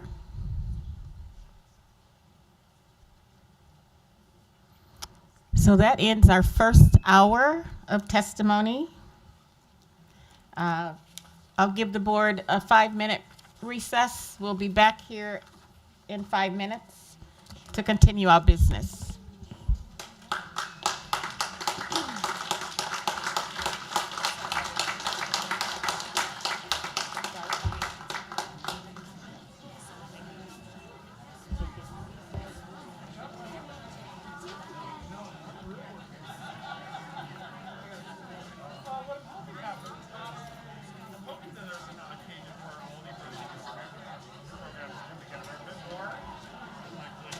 Everybody to debate, I'll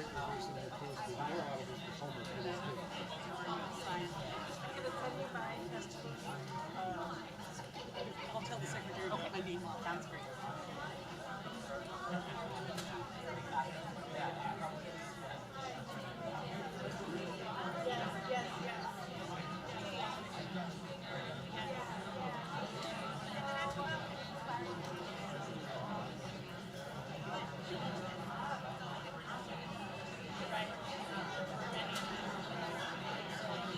Recording stopped.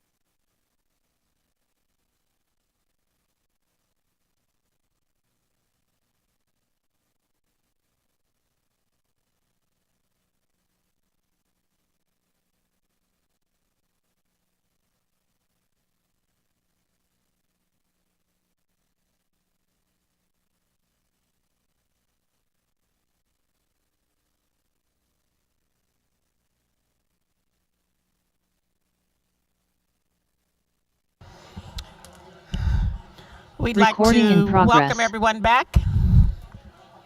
Board members, please return to the dais.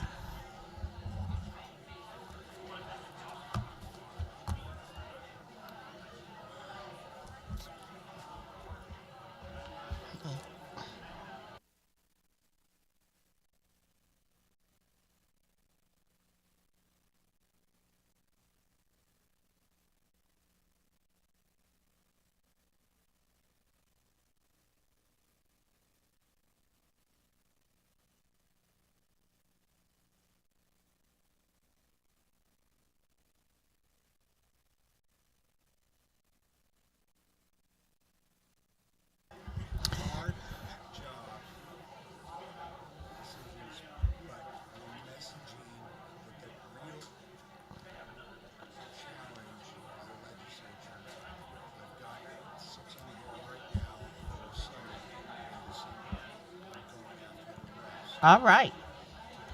All right. Thank you. All right. We'd like to welcome everyone back.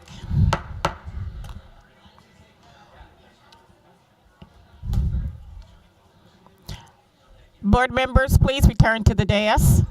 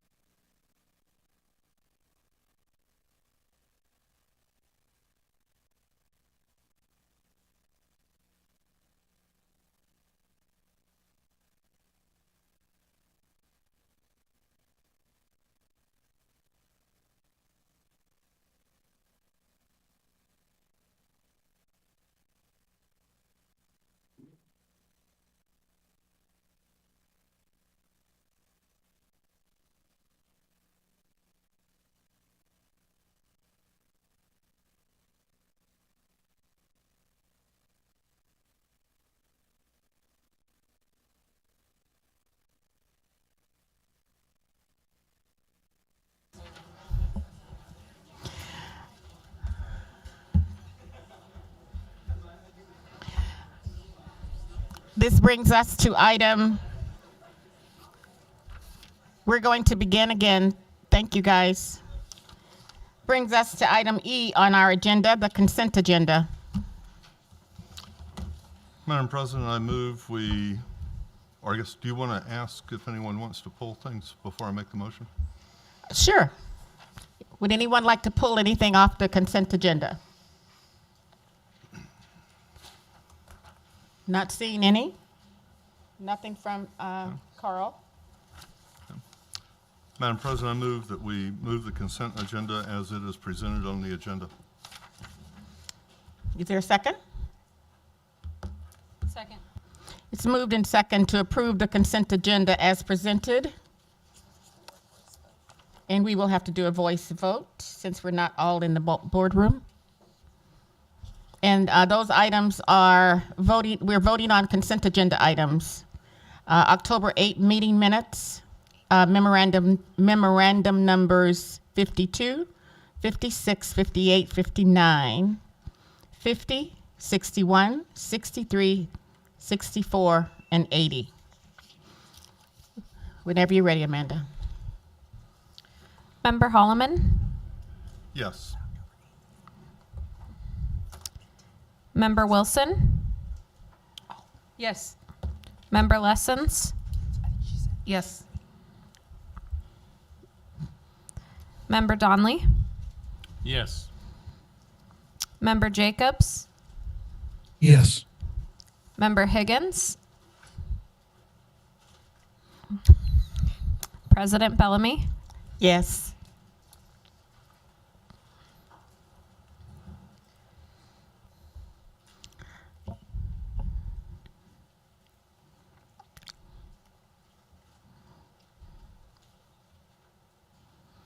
And that motion passes unanimously. Thank you.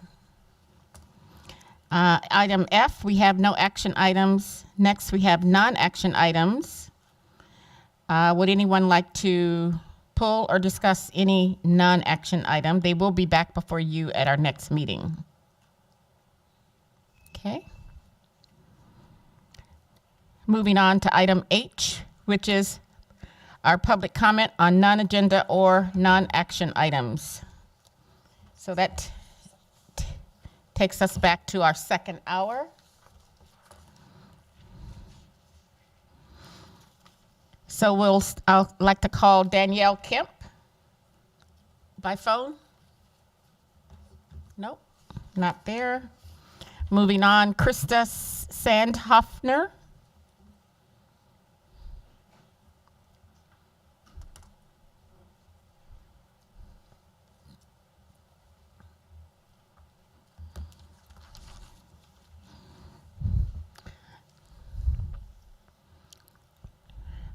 Welcome.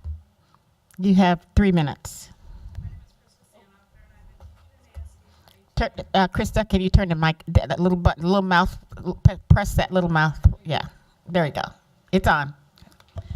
I've been teaching in ASD for 18 years. For the last 16 years, I've been a teacher at CLAT. I'm here tonight to speak some truths. CLAT Elementary is at a 92% capacity. The building is structurally sound, and all students will still require busing. The building is not being closed but repurposed. All staff will still be getting paid. So what is the real savings amount? What is the real reason CLAT is one of the 6 schools? Truth, we have not been provided a full report by demographer Shannon Bingham. What is the plan for our CLAT SLC students? As of yesterday, there was nothing. It's been said that staff will follow students, but there is no guarantee for our SLC students that this will occur. The amount of trauma that uprooting these SLC kiddos to unfamiliar schools surrounded with unfamiliar people could potentially be detrimental to the growth they have acquired at CLAT. Again, in reality, you cannot tell our families that the staff will follow the students. Jim Anderson, Chief Financial Officer, stated that the district was intentional about helping students who live in Diamond Estates and that they were one of the most disenfranchised groups of students.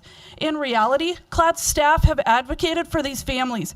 CLAT staff has taken supplies to their doorsteps. CLAT staff has found transportation over the years and activities to and from our school. CLAT staff has gone door to door to help families get registered. CLAT staff has asked families what's best for them. Truth, that is intentional and helpful. CLAT families at Diamond Estates have voiced that they want to stay at CLAT. When is the last time that the district has reached out to the staff that are in the schools every day and asked what could be done to be more efficient? Truth? Never. If we have needed to really tighten things up over the years financially, why are we flying up 40+ consultants for a full-day math training rather than utilizing our own experts in the district, or better yet, collaborate with our grade level colleagues in other schools around the district? I seem to recall that a main goal of the district this year was to figure out how to both entice and retain employees. The way that staff, students, and families are being treated seems completely contradictory to that goal. What school employee wants to live in constant fear of job change when ASD keeps making up new ideas for saving money after establishing roots and creating the relationships with families and students? Truth, how many more positions can we risk being unfulfilled? ASD needs to stop telling the public that the staff will follow the students to the schools they will be moved to.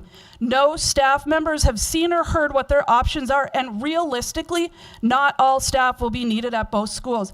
This is not a guarantee, and families need to know the truth. Before finalizing a decision that will impact the children and families at a school with 92% capacity, we trust that you will learn all truths outside the numerical reports that have lacked transparency to a tax-paying community. Thank you very much. Next, we have Victoria Gellert.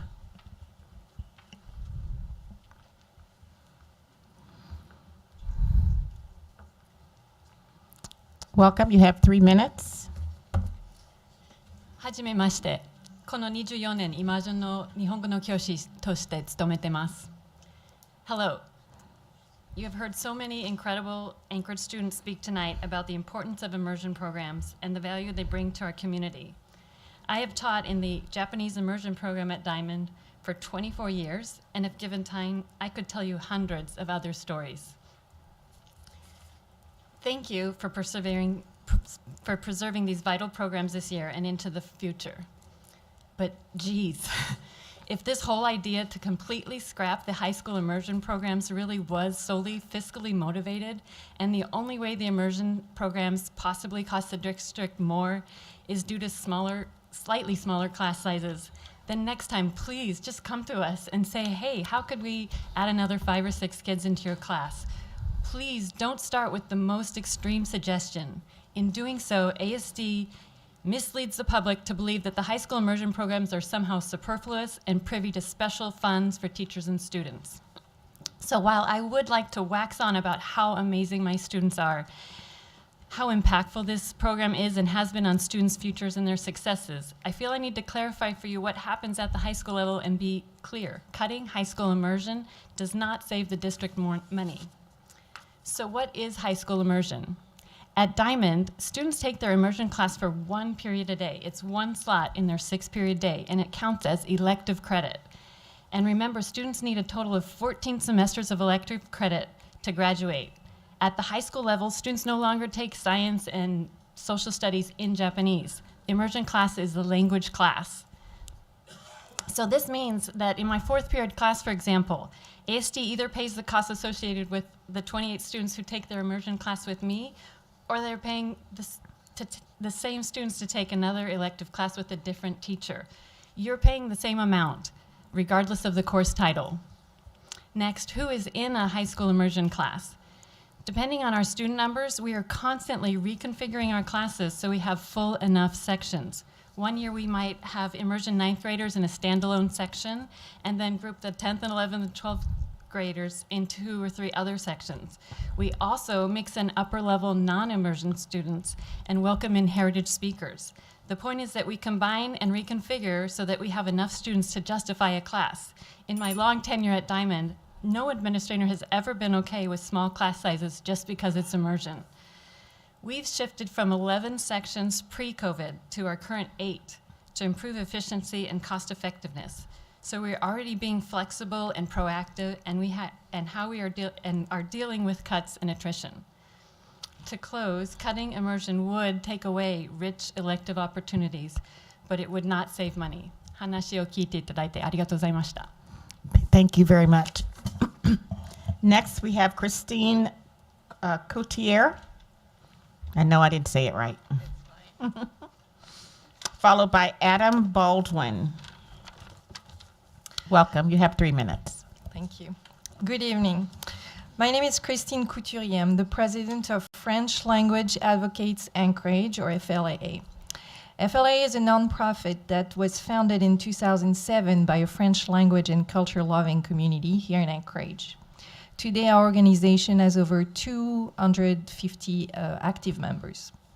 In 2018, we petitioned the ASD School Board to open the K-12 French immersion program at O'Malley Elementary, and since we've been raising funds to support and grow the program. In the past 4 years, we have raised $77,000.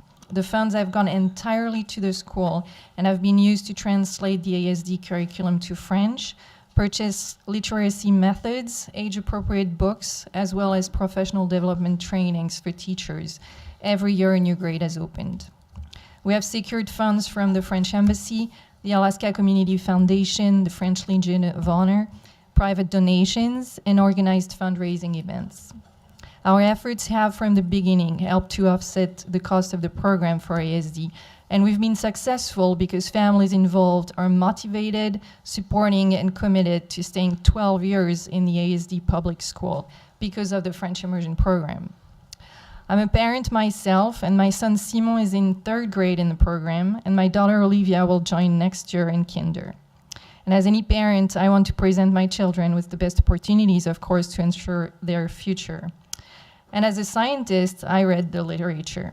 Research shows that students enrolled in dual language programs outperform their peers on standardized tests in language arts, math, and science, all of which were tested in English.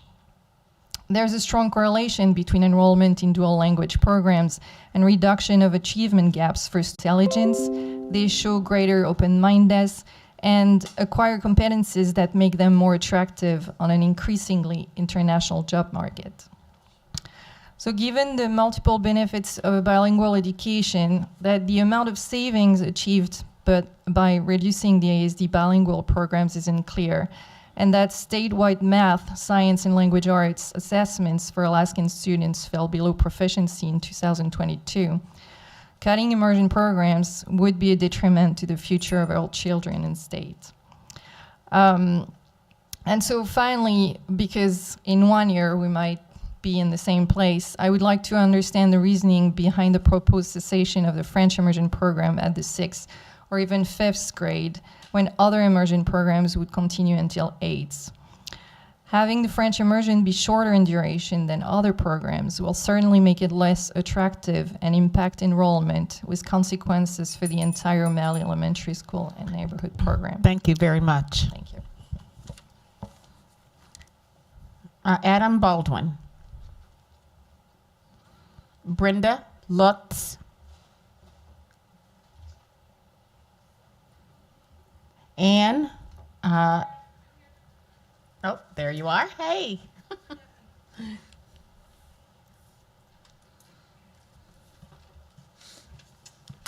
Welcome. Thank you. Turn my chair because my sentiments are more for administration. And, You should address your comments to the chair and this way. All right, Thank I you. will do so. And I appreciate and thank you for changing your minds at the immersion program. My daughter appreciates it as well, because I was prepared to be Susan B. Anthony tonight, and now she doesn't have to witness that. Her mother will chain herself to the podium and make sure we get the immersion program reinstated in the Anchorage School District. I am a product of the Anchorage School District, born and raised in Alaska. I attended Taku Elementary, and I remember that the student to the left of me was an Ignite student who later on became an Alaska State Senator. I was in the special ed education program at Taku and Mears, and I later on graduated with a master's degree from one of the top business schools in the United States. And the student to the left of me graduated with Spanish immersion and later on became an executive with the Spanish Channel. So we're proof that the programs in the Anchorage School District do work and have a high success rate. The immersion programs have been implemented for close to 50 years, and so it's not at its infancy stage, it's at its run stage. Earlier you asked parents, what are some things that we can do to assist you in creating an enrollment structure and a profit off of these programs? I remember the Japanese immersion program being implemented in the school district, and I also remember thinking, when I grow up, I will have a child in the immersion program. Here we are, without telling you my age, a few decades later, and I do have a student in the immersion program, and at the time I made the commitment that I would keep her part of the Anchorage School District for 13 years. I will keep that commitment as long as the immersion program is here. But as Christine said earlier, should we eliminate the immersion program, my incentive to stay in Alaska has actually been eliminated. And so I would not only lose that benefit to my daughter, but I would also leave the Anchorage School District. It amazes me that we haven't partnered yet with the state of Alaska. The population in Alaska has declined. The University of Alaska education system's enrollment has declined. So why are we not partnering with those systems in maybe creating an enrollment structure or a recruitment structure, not just globally, but I recommend put in Arabic as an immersion program, and then we would increase our enrollment numbers globally. It would put us on the map. Next, I would recommend to the superintendent, as a first-generation Alaskan, my daughter's a second-generation Alaskan, but in this room are fifth and sixth generations Alaskans. The Yupik language should be in the immersion program forever, and that should be a non-negotiable. That is Alaska's first language, and it should stay there forever. So, Koyana in Yupik and Bon Nuit in French. Thank you, Anne. Next, we have Olga Pustina.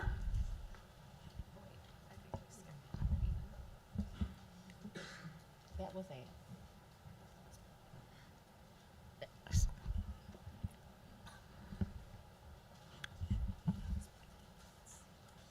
Okay, so did I skip Anne? No. I think she wasn't here. I told those up together. Yeah. So we are now at Megan Colley. Welcome, Megan. You have 3 minutes. I did call Olga. Olga didn't show up yet. Welcome. You have 3 minutes. Thank you. My name is Megan Colley, and I'm the parent of a 6th grade Chinese immersion student at Begich Middle School. I had a couple pages written out, but due to the news tonight, I've changed it a little bit, and I'll be a little bit briefer. We were thrilled to learn that our neighborhood school would begin an immersion program the same year that our son started kindergarten, and we were assured that he would be able to remain in the program until he completed high school, ultimately earning the seal of biliteracy. While being an immersion program means additional time for our family and very hard work from our student, it is undoubtedly worth it and prepares him to be college, career, and life ready, as the ASD radio ad I heard today said. We believe the chances of him earning a college scholarship are that much greater having the opportunity to complete this program. Several years ago, my spouse and I started to talk about leaving Alaska, the place we grew up in. The biggest factor in not leaving is that our child has the opportunity to learn one of the most complicated languages in the world, and for his elementary years, 2 blocks from our home. After 7 years of the Mandarin language being taught, about half of the young children on our street are learning. I know we aren't the only neighborhood in the municipality that must have a similar situation.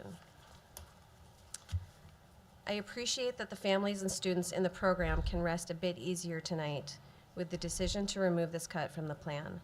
But I urge everyone in this room to not let up on their elected officials in Juneau, and I urge the administration to include parents from the beginning and form a partnership before hundreds of upset parents fill the halls again. Thank you. Thank you very much. Lacey Hemming and Annalie Leon Hernandez.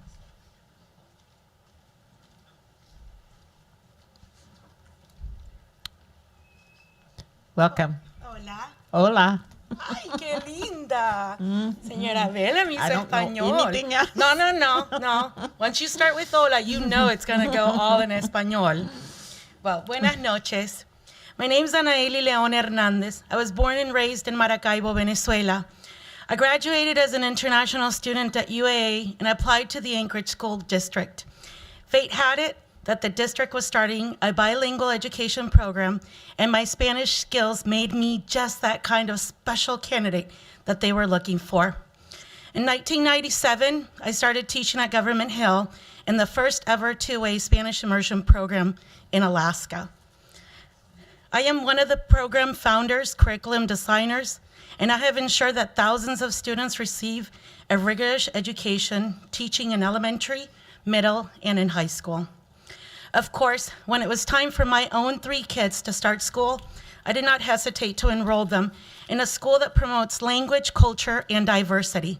Felicitaciones to my senior twin boys in the graduating class of 2023, number 17 of the Spanish immersion program, and now looking forward to my daughter's graduating class in 2025. The program has grown to be an exemplary national model and is used as a professional development in many states. All kids benefit from studying another language of expression, and a second language should be mandatory curriculum beginning in kindergarten through high school. Learning another language is an invaluable tool for comprehending how cultural perspective influence our actions and developing empathy for perspectives that differ from our own. I have yet to see a graduate of our program who does not value their language skills and use them after graduation. We can work together to expand our language programs so that every child in the public school system has access to learning a second language. Our world is changing at such a rapid pace that it almost seems impossible to predict when a student enters kindergarten what specific skills or content knowledge they will demand upon their arrival in the workplace. We can, however, predict with certainty that this child will be a member of a global community. The problems they will face will involve multiple national entities and cultures, and they must be able to understand how any action will affect and be perceived by different communities. They will be, without a doubt, global citizens, and hopefully their education will prepare them to act fairly and with compassion. Global competencies are not only life skills, but employable skills that fit into the district's career and college readiness goals. Muchas gracias, chicos. De nada. Thank you. Did you hear her? She said de nada. Yarrow Silvers. I thought, yes, there you go. Welcome. You have 3 minutes. My name is Yarrow Silvers. What do you want our education system to look like 5 years from now, 10 years from now? What do you want our community to look like 10 years from now? Do we want a thriving multicultural community with the economic advantages and innovative potential offered by a bilingual workforce? Or do we want an educational hellscape that sends hardworking families fleeing the state? You need to decide what you value and make your decisions with that in mind. Do you value following through on your commitments? The school district made a commitment that all the hard work and the commitment that families and students made would actually amount to something. I want to ask through the chair, the administration, to stop dribbling information. It feels like a game. The legislature also needs to stop playing political games with our children. There will be a lot of new faces in Juneau, and I hope they will take this opportunity to change the culture from one of games and gridlock to one of getting things done for their constituents.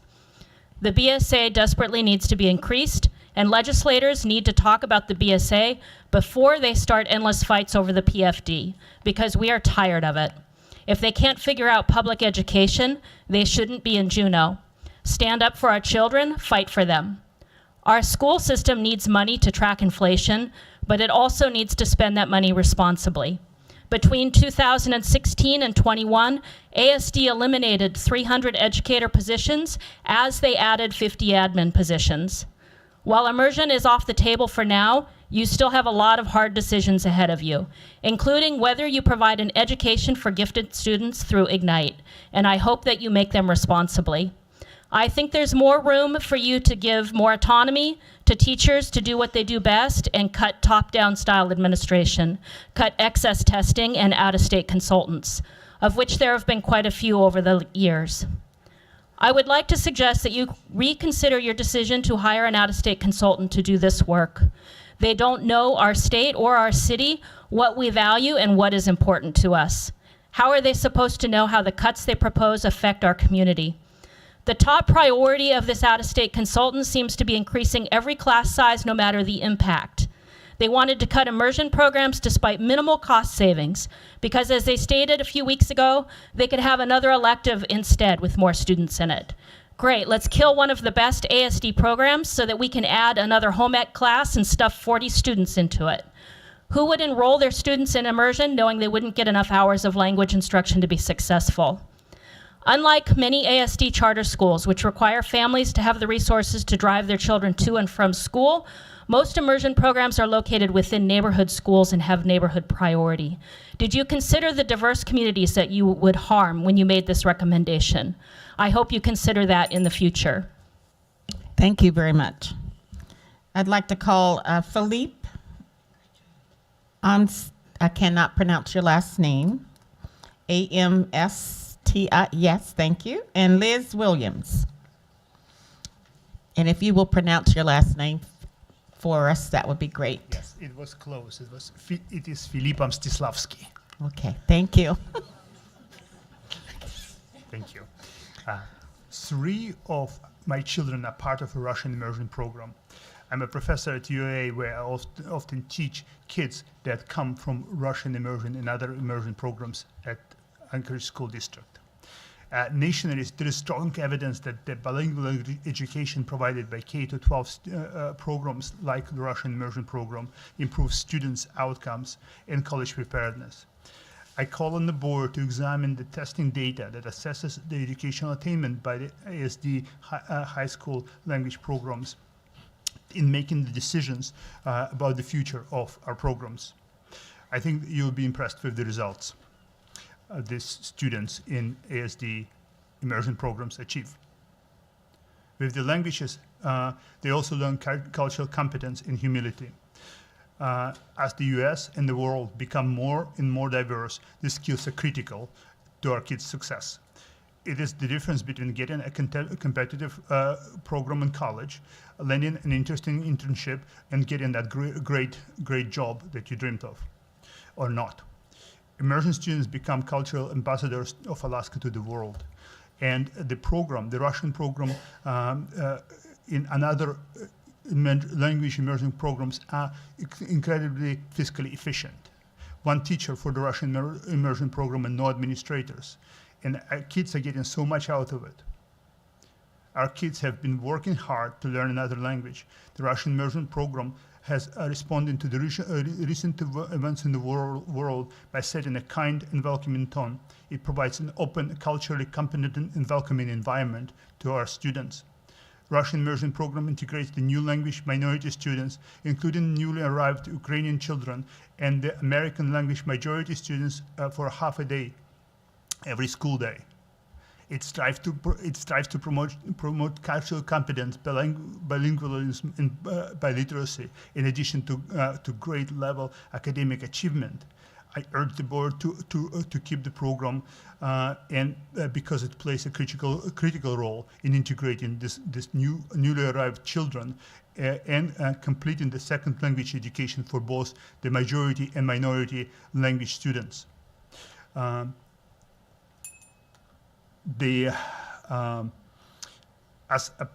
a native Russian speaker and college professor, I attest that the Anchorage School District students in the Russian language program serve the critical step into achieving full cultural competency and language competency functionally and culturally, and call on the board to keep the funding for the immersion programs so the kids can reach their full learning potential.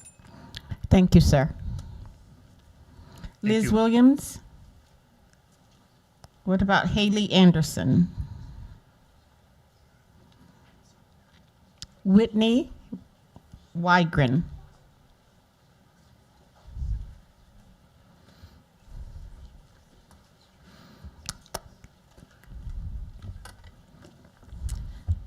Give us your name again, please. Whitney Wigren.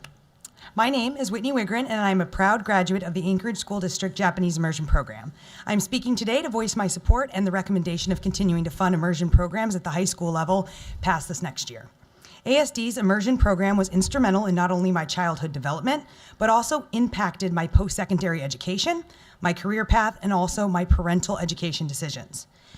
After graduating from the program in 2005, I attended Ohio State University, go Bucks, and obtained a bachelor's degree, double majoring in Japanese and international relations and diplomacy.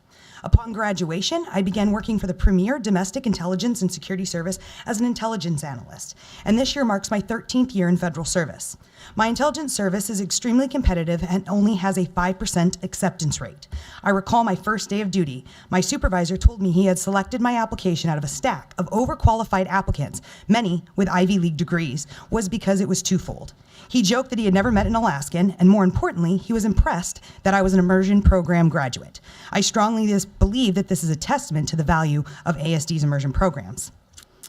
As an intelligence analyst, my extensive Japanese background has provided me with truly unique work opportunities. For the past decade, I have worked East Asian counterintelligence and cyber matters and was selected for a highly competitive overseas assignment to the United States Embassy in Tokyo in support of the 2020 Olympic Games.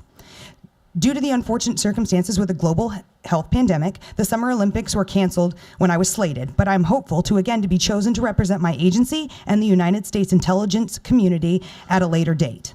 I was also a finalist to become the first full-time intelligence analyst assigned to the U.S. Embassy in Tokyo. Had I been selected, I would have been solely responsible for performing a wide array of intelligence duties to include the dissemination of intelligence products with the Japanese intelligence community on cross-programmatic issues to include counterintelligence, counterterrorism, criminal, and cyber activities. Additionally, I would have been charged to work closely with Japanese law enforcement entities to protect both U.S. and Japanese national security interests. Without ASD's immersion program, none of these career opportunities would have ever been afforded to me. I know firsthand how valuable and beneficial bilingual education is. So much so, my oldest daughter, who provided testimony earlier today, and my son are both proud Sand Lake Lions, and my third next year will be a kindergartner. I am thankful ASD provided these opportunities not only to me as my child, but the next generation. I'm incredibly indebted to the program, all the students, families, teachers, and administrators who have dedicated immeasurable time and effort for the success of the immersion program. To also include Kono Sensei, who has selflessly served as a Japanese element teacher and a taiko instructor for over 30 years, who is also my second grade teacher and my daughter's. So I would also like her to stand. She's going to kill me. So please continue to fund, as this is the crown jewel of the Anchorage School District. Thank you very much.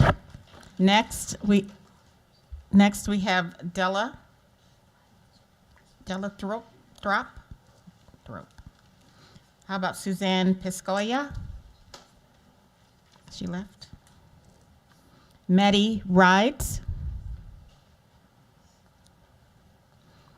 Welcome.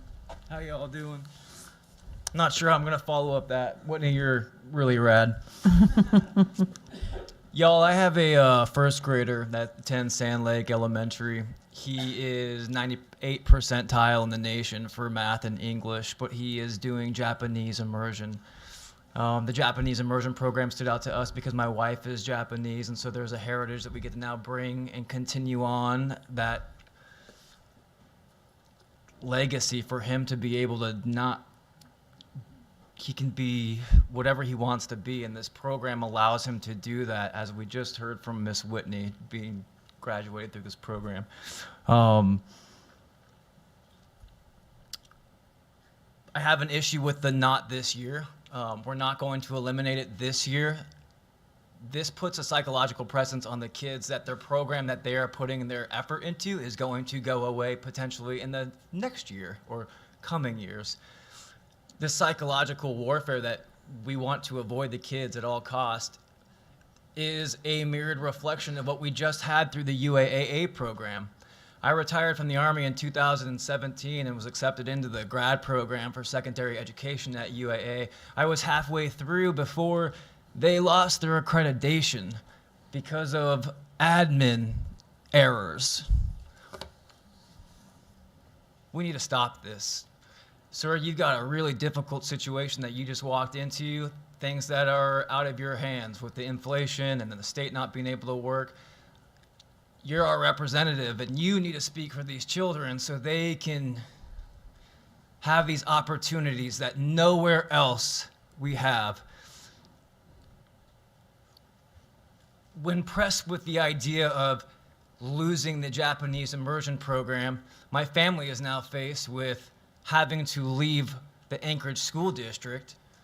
Anchorage, where my wife was born and raised. We live 2 miles away from the house that she was born in, right? Like, our family loves this town.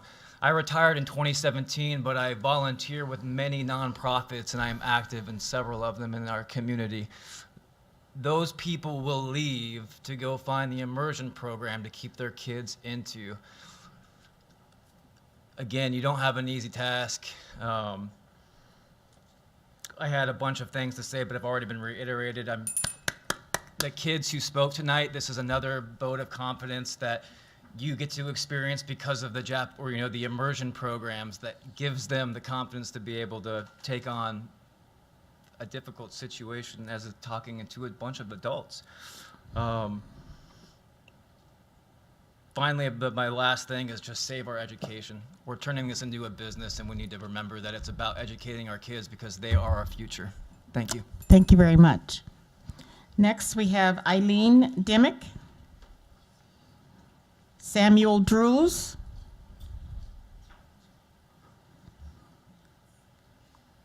Tasha, I think, or maybe it's not Tasha, Tasia Amstislavsky. I messed it up again. I didn't listen to him before. Welcome. You have 3 minutes. I do. Okay. Go on. Hello. Good evening, Madam President and members of the board. Thank you for holding this meeting tonight and listening to our testimony. My name is Tasha Amstislavsky, and I am the parent of Noah, who's a second grade immersion student, and Benjamin, who's in the back, who's a 7th grade immersion student with Russian immersion. I'm here to really give a personal testimony today about why I believe the immersion programs are important. I never thought in a million years I'd be here today telling, explaining, and even begging about the importance of these programs, the language immersion programs, to the community, and specifically the K through 12 programs. I do believe that I never thought I would be here today because of the clear, unequivocal commitment by the community, the teachers, by the administration, and by other parents that I felt when we began our language immersion journey almost 8 years ago. We are a trilingual family, English, Russian, and Hebrew. And so it was important for us to find a program that fit our family's language needs. I moved here to Anchorage in August of 2014. At that time, my oldest was 4 years old, and Noah wasn't born yet, and she was born that November. I did not know anyone here in Anchorage at all. We had just gotten here, and I was happy to know about the February tour where we could go out and meet other families and find a school program that would really work out great for us, or at least I definitely hoped. I was hoping to build community that way.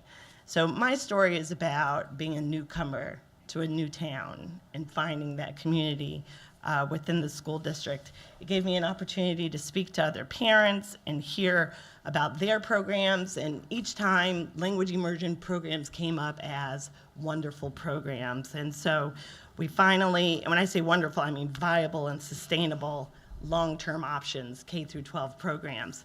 And so we went for the tours, and I remember when I first stepped in to see Ms. Olga Piekarski was the kindergarten teacher, is the kindergarten teacher with Ms. McKee, and I was just so excited. And I was like, oh my gosh, this will be a great program for me and my kids. And so we've started that program, and we live on the east side. So for 8 years, we've done the east side to west side jog back and forth. And every day the kids come home from school and something exciting happened to them, which is really great.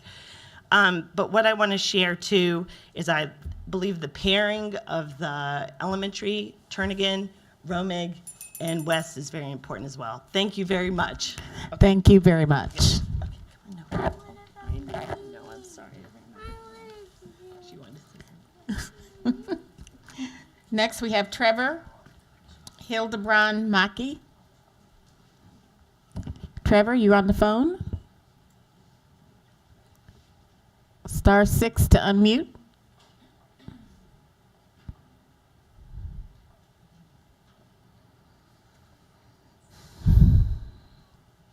Well, I'll come back. Denise Brown Robinson. Lindsay Edwards. Megan Duryea. So are you Denise? No, I'm Lindsay. Lindsay. Yes. Okay, thank you. Welcome, Lindsay. You have 3 minutes. My name is Lindsay Edwards. I was born and raised in Alaska. I attended Sand Lake Elementary, Mears Middle School, and graduated from Diamond High School in 2005.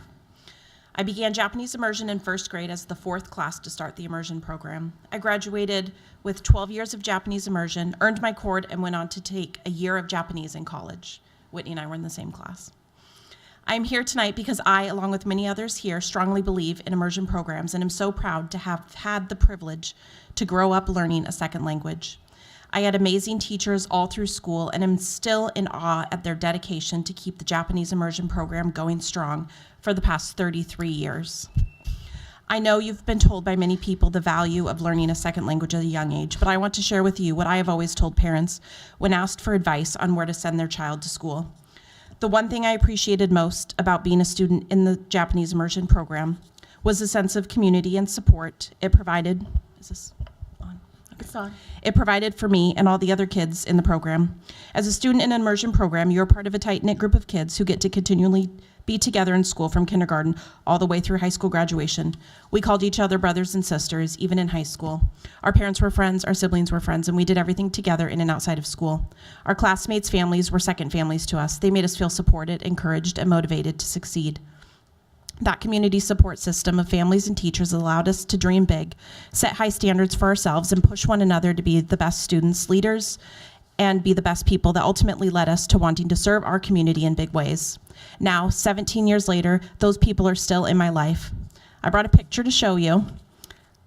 If you can see, this was taken at my best friend's wedding this summer, where I was the maid of honor. It's our traditional Japanese immersion picture we take at large events. There are 15 people in this picture, ranging from 2002 graduates to 2015 graduates, and finally, my daughter, who is currently in first grade at Sand Lake in the Japanese immersion program, and my son next year will be a kindergartner. It was never a question to put my kids in the program that shaped my life in such a positive and significant way. In fact, there are 6 kids in my daughter's class whose parents I went through the Japanese program with, and there are many more in other grades, all children of parents who valued the program so much they returned with their own kids. Something that I don't think would be happening if we didn't get to continue Japanese immersion after 8th grade. I've seen firsthand what the support of the immersion program community can do for students, especially when they get to high school. Because of the high standards students are held to in the immersion programs across Anchorage, they're more likely to excel in post-secondary education and return to Anchorage to serve our community.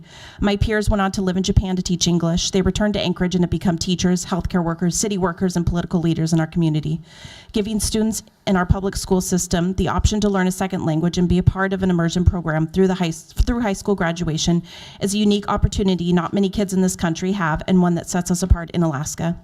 My hope is that my daughter and all other kids working hard in immersion programs across Anchorage will get to grow up not only learning a second language, but also with the supportive community that immersion programs provide for kids.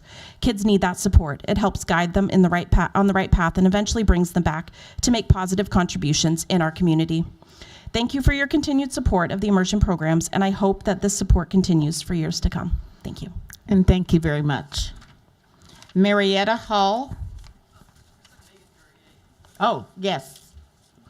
So I'm trying to call two at a time, so there's 2 seats up here. So welcome, Megan. And then Marietta Hall. Brad Schmitz. Go on, Megan. You have 3 minutes. はじめまして、私の名前はメーガン・ドリエです。2018年にイマージョンプログラムを卒業しました。Hello, my name is Megan Duryea. I'm a 2018 graduate from the Japanese immersion program. I'm the youngest of 4 siblings who went through the Japanese immersion.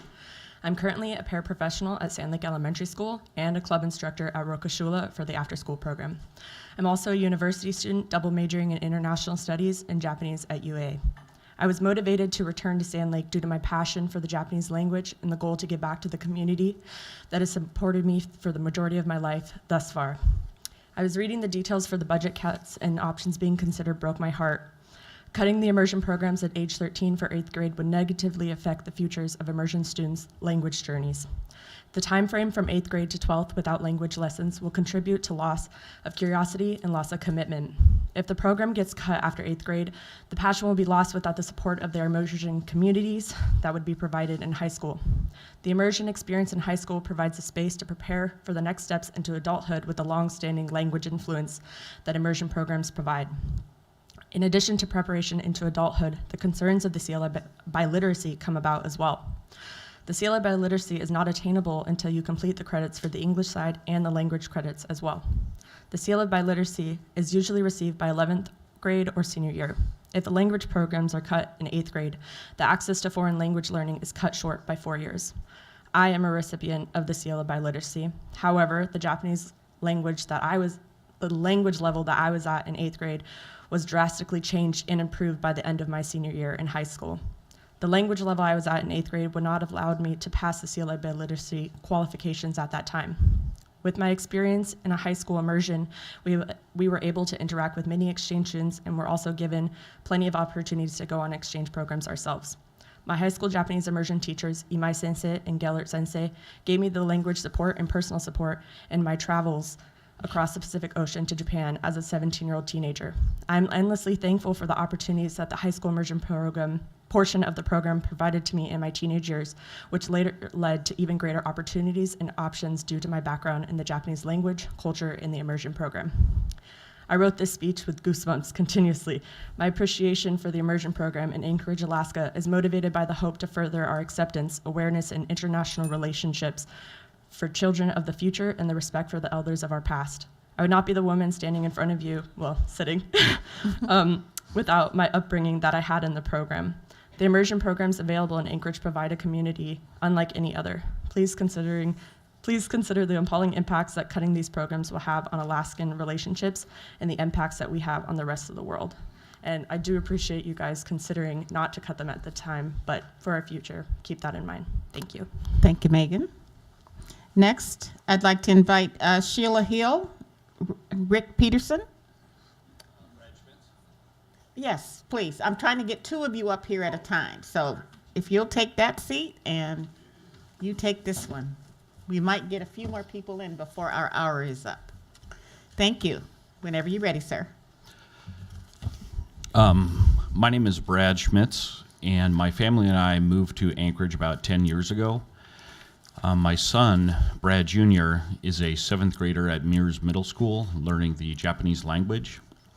But our story with Japan, with our family and with Brad Jr.'s family, actually goes back many generations. His great-great-grandfather was Mike Hodakoff, and his great-great-grandmother was Anisha Hodakoff. Grandpa Mike was the native chief of Attu Island, the very last island in the Aleutian chain when it was bombed by the Japanese in World War II. Himself, his family, and all villagers, which I've read is about 40 to 45 people, were taken to Japan and put into a prisoner of war camp for the remainder of World War II until the war ended, roughly 2.5, 3 years later. Grandpa Mike passed away there, but some of the family and other villagers made it back to Alaska. When we enrolled Brad in the Japanese program, we didn't realize like how powerful and really how beautiful of an experience it would be. And now we see that like if he can get through the program through high school, to see that he could be an ambassador for his culture and for his family, and he wants to live in Japan one day, and he could share the story of Attu Island and the Hodakoff family, you know, and his ancestors with those people that really don't know very much. On top of my son and Attu Island, I also own a company called Alaska English Adventures, and we are the only language immersion tour company in Alaska. And we offer summer tours to students in foreign countries that are studying English so that they can come to Alaska to go fishing, to go whitewater rafting, to go ocean kayaking, hiking, etc., and then have an opportunity to work on and perfect their language skills. When Junior enrolled in the Japanese program, he right away became part of my business plan. And I knew that one day when he would speak fluent Japanese, that he could go to Japan, he could work on behalf of the company, and tentatively, hopefully bring customers from Japan to Alaska. One day, though, I hope to grow my business so that perhaps it could include graduates of all the different language programs in Anchorage. So that's an exciting future. Before the meeting started, when I was out in the lobby, I had an Alaska flag, and we have greetings to all of you board members that were written by people here at the meeting, with all basically saying that we really love our language programs, and we hope that you can hang this flag perhaps in your office and be sure to read it every day when it comes time to cut the programs in the future. Thank you. Thank you very much. Good evening. I'm Sheila Hill, and I'm a lifelong Indigenous Alaskan, a 94 graduate from East High School, and a proud parent of a Japanese immersion freshman at Diamond. As a student attending ASD, I enjoyed taking French class at Wendler and continued on to East High School. However, I found it challenging to develop decent language school starting a foreign language so late in my education experience. After learning about the many immersion programs within our district, I was so excited for my daughter to have this profound opportunity to begin learning Japanese language and culture so early on and to be able to continue all the way through her high school career. Offering K-12 immersion education is an essential component to a quality world language program. I have been amazed by the quality of the Japanese immersion program and the commitment to its success by the teachers, administrators, students, and their family members. This is a highly engaged community producing high-performing students who go on to take many AP classes in high school and gain unique experiences, preparing them for acceptance into competitive universities and job opportunities. As a CPA and a chief financial officer, I understand the need for budget cuts within the district, but I am hopeful that you will find a way to keep this amazing program for generations to come.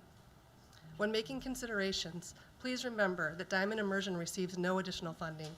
As Ms. Gellert shared, Immersion is taught as an elective class at Diamond, so ASD either pays to educate a student in an elective immersion class or it pays to educate the same student in an elective course.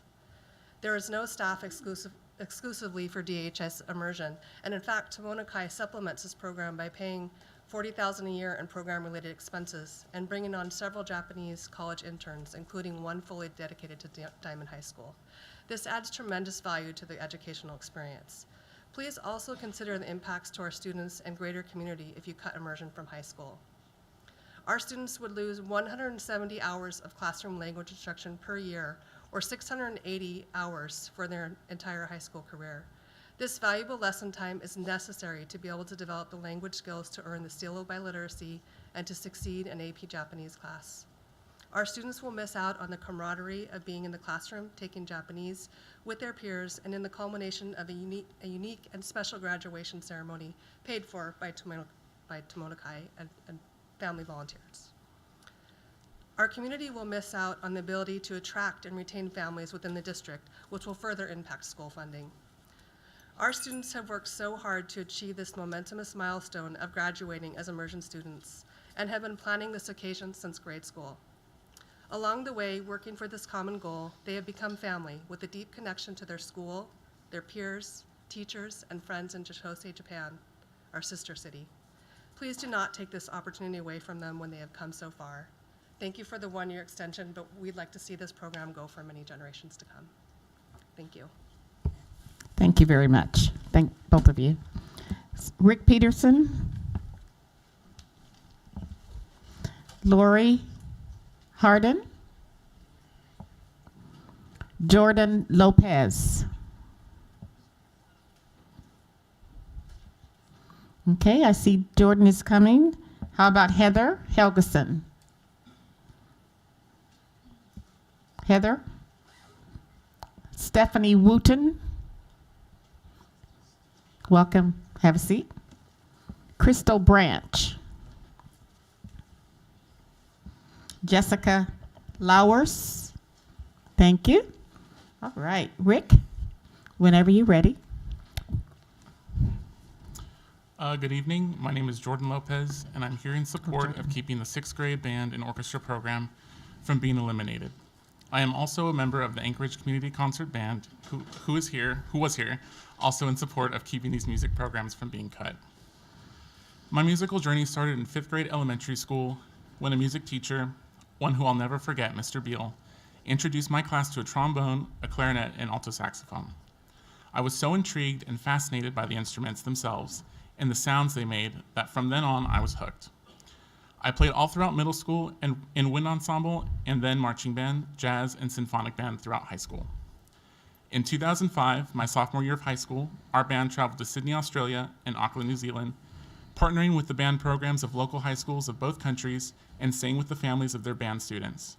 As you can imagine, this was so much fun, life-changing, culturally eye-opening, and just an unforgettable experience, which was topped off with our final concert on stage at the Sydney Opera House. In 2007, my senior year, we traveled to China, where we performed in Beijing, Shanghai, and on the Great Wall for the Olympic Music Festival, which was something I'll never forget. Along with these life-changing experiences, music has taught and given me discipline, patience, diligence, camaraderie, friends from high school band that I'm still close with to this day, and even after this pandemic, as I've begun to reconnect with the community, one of the first things I did was join our Anchorage Community Concert Band. I ask that you please not cut the elementary band and orchestra program, as it would take away and never give students of the Anchorage School District the opportunity to have such powerful, life-changing experiences such as the ones I've had, along with the skills that music would provide them throughout their lives and careers. Looking back, I can't imagine how different, how much less of the world I would have never gotten to see, and just how much less colorful my life would be had Mr. Bill never walked into my 5th grade class to share the wonderful and truly life-changing gift of music. Thank you. Thank you very much. Hi, my name is Jessica Lowers. I'm a parent of 2 Klatt Elementary students, the Klatt PTA president, and resident of the Diamond Estates neighborhood. I'd like to speak to the impact of school closures on students in general, displaced students and receiving students alike. The district has shared the potential benefits and opportunities of school consolidation, so I'd like to share some other potential outcomes. In my research, the repeated adverse effects of school closure include the following. School closures negatively impact academic achievement unless the receiving school has a significantly higher academic performance than the closing school, but that doesn't necessarily outweigh other adverse effects. And regardless, it's not why we are discussing school closures today. School closures create spillover effects on receiving students that persist for multiple years, including a negative impact on test scores, higher absenteeism, and increased suspensions. School closures exacerbate mobility. Displaced and receiving students are more likely to transition to other schools, and in some cases, for the displaced students, their new school is often impacted by more closures further down the line. School closures overwhelm stabilized school and staff cultures. Teachers are often unprepared to handle the influx of new students, increased class sizes, and the need for behavioral interventions that are increased. School closures have a disproportionately adverse effect on students from minority groups, students who are economically disenfranchised, and students receiving special education. I'll speak to this one in more detail. 2 main reasons for school closures include low academic performance and underutilization of school building space, or both. These 2 reasons are seemingly neutral and may have positive outcomes. However, in an article published by the American Bar Association on the challenges of school closings for students and communities in resulting litigation, the author notes that school closing shows that applying these 2 bases consistently resulted in schools from low-income communities being disproportionately closed or restructured. In terms of impact, I quote, "Even though academic performance and space utilization may seem somewhat unconnected, both of these bases consistently result in closing schools that serve the district's most vulnerable student populations. In many low-income communities, neighborhood schools are long-standing anchors and support systems. Closing neighborhood schools disrupts and further destabilizes communities that are already burdened with other forms of instability. Moreover, at a community-wide level, these policies lead to repeated school closings in low-income communities. Disrupting the educational experience of any student can be harmful. I'm going to go ahead and skip ahead and ask that you be transparent with the risks, not just the potential gains of school closures in our community, so that we can advocate appropriately. And finally, are you prepared to responsibly address and mitigate the adverse effects on school closures next year and in the upcoming years?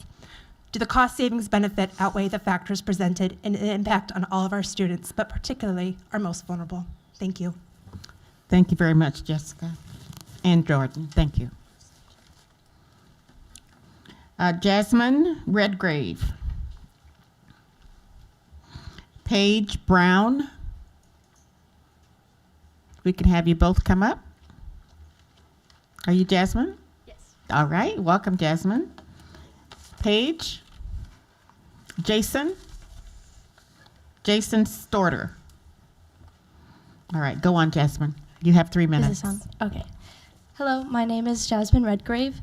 I grew up here in Anchorage, and I am a K-12 Japanese immersion program alumni. I've signed up to testify today in response to ASD's proposed termination of all high school immersion programs at the end of the current school year. I've never publicly testified before, but when I found out about this proposal, I knew I needed to do whatever I could in order to preserve a program that's had such an immense impact on my life. The continuation of the immersion programs into high school is crucial to their effectiveness and impact if ASD wants programs that enhance student career and post-secondary education opportunities. I think my personal experiences serve as a great example demonstrating this. I graduated from Diamond High School in 2017, and I went on to continue my education at Pacific University, Oregon, where I obtained a Bachelor of Arts in Environmental Studies and Japanese. I know without a doubt that I would not have pursued a double major in Japanese if my immersion experience had ended in 8th grade. Many universities have second language requirements, and my university only accepted high school, AP, or college level credits for language exemptions, so I would have had to take Japanese classes to complete my language core requirement, even with 9 years of experience by that point. The K-12 Japanese immersion program has given me so much more than just enhanced career opportunities. I was provided a multicultural learning experience that mirrored my multicultural background at home, and it made me feel like I belonged and that I belonged to something bigger than myself. The best teachers I've ever had, including in college, were in the immersion program. And the educational experiences and level of passion felt in these classes growing up were absolutely unparalleled. When I tell people out of state about the multiple K-12 immersion programs we have here in ASD, people are always so shocked and impressed. I think these programs are something that we have to be really proud of here in ASD, and something that motivates people to stay in Alaska and come back and raise their children here. These programs reflect the rich diversity of our communities here in Anchorage and indicate how much we value education and our future generations. I think cutting these programs is unnecessary and highly unjustified for just how much we'd be losing. And I think the community show out tonight really reflects that as well. Thank you for your time. And thank you, Jasmine. Rebecca Weiss, Olin Redmay, Matthew Komatsu. Welcome. Yep. First. Owen is first. Thank you. You have 3 minutes. Excellent. Welcome. Thank you. My name is Olin Raidmay. I'm a father of a second grader that's in the Russian immersion program.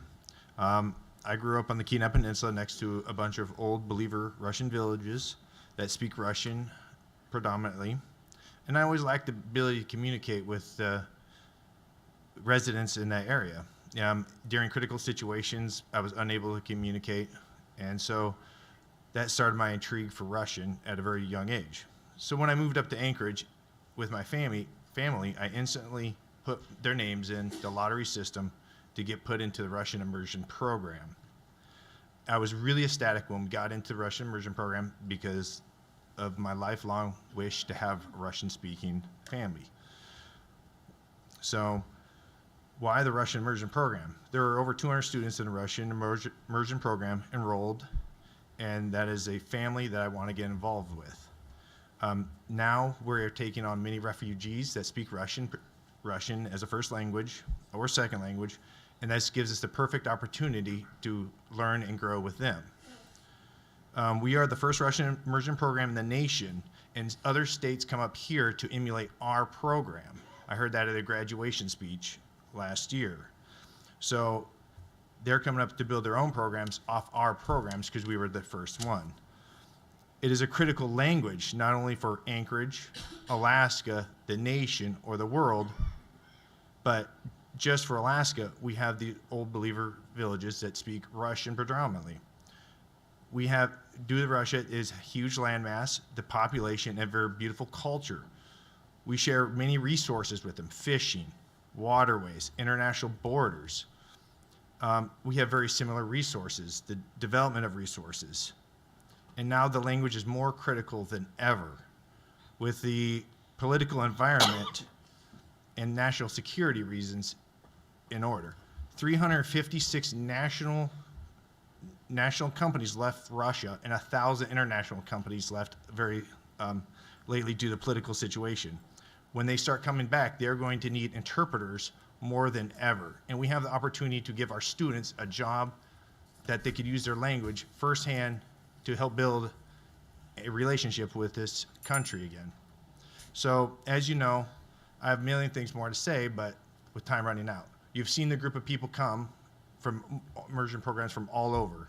You now know that we are ready for the fight. So if it comes up next year, we are stronger than ever. You've united all of us together. We will not be done. So thank you for your time. Sorry for the cuts and decisions you have to make, but this is very important to everybody. Thank you. Thank you, sir. Next, welcome. Hi. On March 11th, 2011, a magnitude 9.2 earthquake struck Japan, unleashing a tsunami that made landfall on the northeast coast at 2:46 local time. The series of waves, which reached heights of 128 feet in some locations, killed 22,000 Japanese. Included in those anonymous thousands was my grandmother, Tokuno Komatsu, who died on the second floor of a rest home over a mile inland from the port of my father's hometown of Kusenuma. That day, which the Japanese have taken to calling 3/11, was the day that I began to claim my heritage. I was raised by my Japanese father and American mother to assimilate in a sea of Nordic blonde in northern Minnesota. I was raised to be my father's all-American boy, a phrase whose irony rings loud. I was raised to stop asking my father to teach me Japanese. I was raised to look in the mirror and see not a boy of mixed heritage, but just another melting pot American. That all changed on 3/11, which gave me the permission I'd never had to finally become what I'd been all along. Not white, not Japanese, but both. Hafu, as some of us refer to ourselves. But coming to grips with my mixed identity in the tender years of middle age has been a challenge. I've spent years picking up the pieces of what the tsunami left behind, holding them to myself in an effort to see if they fit. But the tsunami took not just my grandmother, but the family home I visited as a boy and young man, erasing the physical cornerstones of memory. But even as I've peered into the past, I remain focused on the future, and specifically my quarter Japanese children. My son, Finnegan Shichiro Komatsu, is a third grader with Adam Sensei at the Sand Lake Japanese Immersion Program, where his sister will follow in his footsteps next fall as a kindergartner. When my kids look in the mirror, they don't see someone of Japanese descent staring back. They see themselves as the world sees them. The immersion program gives them the cultural connection to their heritage I never had. Their knowledge of Japanese will give them the chance to have what I never did. Its imprint on their minds, indelible and ever present, will give them the connection I never had, for that is the power of language to connect my children with their heritage, their culture, and their community. Someday, should they choose to do so, they will be able to say that they speak the language of their ancestors. And when you ask them for their lineage, they will tell you, I am my Hafu father's child, they will say. My Oji-san came from Japan, where my Sosobo and Sosufu died. And thanks to the Anchorage School District's K-12 Japanese Immersion Program, they might even tell you in Japanese. Thank you. Thank you so much. Cheryl Sherman, Zachary Dunlap, Ashley Withrow, Dylan Budke, Melanie Wilson, Elizabeth Robertson. Thank you. Mary Hopkins, Joel Potter, Lindsay Edwards. Is there Joel? Joel is there, okay. All right. Please state your name, and you have 3 minutes. Good evening. My name is Elizabeth Robertson, and I've been teaching in the Anchorage School District at Rilke-Schule, German Immersion School, since we opened our doors in 2007. I uprooted my family, and I dragged us here for a job where I was hired as a long-term substitute, so you know what kind of salary that looks like. And it was the best decision I ever made. This program, both my daughters attended this program, and they are bilingual, and I hate to say it, but parts of their German accent supersede my own. And I've worked on this, I've been speaking German for 40 years, and their German sometimes is better than mine. Not only that my children had so many opportunities that we can't even believe. I've been taking students to Germany, kids as young as 11 years old to 14-year-olds, and we have a long-term relationship with 3 partner schools in Germany, and we take kids as often as we can. We're resurrecting the program this year because it's post-pandemic. This is life-changing for these students, and it's life-changing to me. Not only that, my younger daughter got to skip all of the foreign language requirements at college. That's about 18 credits, and at a private school, that's about $25,000 that she did. Instead of spending that on foreign language education, she was able to graduate with a major and 2 minors. And this is the kind of impact these immersion programs have. I started teaching in the 1st grade, and my very first group of 1st graders are graduating college this May, and one of them has a German major. He has a triple major in finance and business administration and German. And he was able to do that because he took so much German here with this program. So we talk about, are these programs worthwhile in dollars and cents? And I can only say yes. My daughter was also able to take the CBYX Congress Bundestag Youth Exchange, and she spent an entire year in Germany. It's not an opportunity I could have ever afforded myself, but these are opportunities you haven't even imagined yet. And they have just gone so far. The German kids that you came and saw speak earlier, I taught every single one of them. I just am amazed at what they do and what kind of opportunity they have. So I'm asking you to please keep German immersion and please keep immersion in general. It's so enriching and it's so beneficial to kids. It's really beyond belief. And it's cutting your nose off to spite your face to cut a program like this. Thank you. Thank you, Elizabeth. Welcome. State your name. Hello, my name is Joel Potter. Thank you for your time. I'm here to speak in opposition to the closing of Nunaka Valley Elementary. The 6 school consolidations proposed for closure will contribute to an annual loss of approximately $4.5 million in state and municipal revenue. This is something the district leadership knows but has not adequately explained to the public. Because the state of Alaska funds smaller schools at a higher rate, promises of roughly $300,000 to $800,000 in savings per closure do not represent ongoing savings, but savings for a few years at best. What the plan relies upon is a provision in state law that allows for funding at pre-consolidation levels at the first 2 years with a step down in years 3 and 4. But in 5 years, the schools involved in these consolidations will have to fully absorb these cuts, facing a 9% or $4.5 million funding reduction. This is not much smaller than the 10% budget gap the district currently faces this year. Last night at the town hall, we learned that the savings projected for closing Nunaka Valley are only $300,000. What wasn't acknowledged was that by closing and consolidating the school, the district will lose $640,000 in annual state and municipal revenue.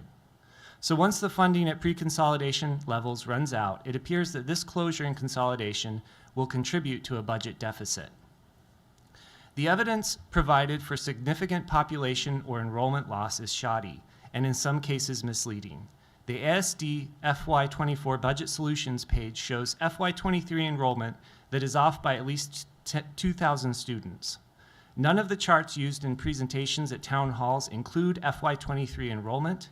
The missing enrollment data shows a gradual climb out of the 2021 low. The birth rate data is also dated and does not include data that is community specific. So it's quite possible that ASD is closing schools in areas where more young families are moving and having children. The population dense and demographically diverse Northwest Anchorage, where Nunaka Valley is located, may have a different future than more economically prosperous residential areas. I don't deny that there has been a gradual decline in population or that there are many ASD buildings that could be more fully utilized, but the district needs to find a way to utilize these buildings that is not disruptive to its current school communities and doesn't undercut state and municipal funding. Thanks. Thank you, sir. Lindsay Edwards, Chris Dirth, Caitlin Jasic. Are you Chris? I'm sorry. State your name and you have 3 minutes. All right. Good evening. My name is Dr. Chris Dirth, and I'm here tonight wearing 2 hats. First, I'm on the board of directors for the Anchorage Community Concert Band. Our 70-member band was here tonight before the rehearsal to show their individual and collective support for our elementary school band and orchestra programs. These musicians come from all types of professions, ages, backgrounds, and musical abilities with the goal to play music together for Anchorage and surrounding communities. The community band has been a fixture in Anchorage since 1981, and as we look forward to our next 40 years, we're here to call upon you to continue to offer every single elementary school student an opportunity to learn a musical instrument in their elementary school. Many of the individuals in the community band started their musical training in elementary school, and it has fostered a passion of lifelong learning, making music, and contributing to the communities they live in. The other hat I wear tonight is that of a parent of children in the Anchorage School District, a member of our healthcare community, our arts community, and our military community. I'm not going to make an emotional plea to keep band and orchestra in our elementary schools. I'm going to highlight just 2 of the many peer-reviewed research studies regarding instrumental music and education. From the Journal of Educational Psychology, students who participated in music had higher exam scores across all subjects. These associations were more pronounced for those who took instrumental music rather than vocal music. On average, the children who learned to play a musical instrument for many years and were now playing in high school band and orchestra were the equivalent of about 1 academic year ahead of their peers with regard to their English, math, and science skills as measured by their exam grades. Researchers controlled for demographic factors such as gender, ethnicity, and socioeconomic background. From the Journal of Frontiers in Psychology, students with instrumental music training have improved hand-eye coordination, socio-emotional skills, significantly higher emotional comprehension, higher self-esteem, better auditory processing and phonological awareness, a slight 3-point increase in IQ when compared to their peers, significantly improved long-term and short-term memory. They are more attentive, have a positive outlook towards learning, and have a statistically significant increase in math, science, and reading skills. I encourage you to align the scientific research with this data from the Anchorage School District. 66% of students in the Anchorage School District are below proficient in English. 73% of students in the school district are below proficient in math. 60% of the students in the district are below proficient in science. Here's the irony. Music education, specifically playing in a band or orchestra, may be the very thing that improves all-around academic achievement. I understand that this is a challenging decision, and I want to acknowledge the fact that we would not be dealing with this large gap that exists if the state would raise the annual funding for the Alaska school districts on a per-student basis, something that has not occurred since July of 2016. I find it sad that you, the school board, is forced to pit program against program in order to solve our budgetary crisis. If you follow the research which supports the academic success of our students, you should not only keep elementary school band and orchestra in our schools, but you should consider introducing band and orchestra earlier in the academic curriculum. Thank you very much, sir. Hello. State your name, please. I'm Caitlin Jaksic, a parent to 2 children in Romick Middle School, the Russian immersion, 7th and 8th grader. I married an immigrant whose country was torn apart by war while he was a high school exchange student in America. NATO dropped bombs on his city, and one of those bombs killed his uncle, who was working in the local TV station.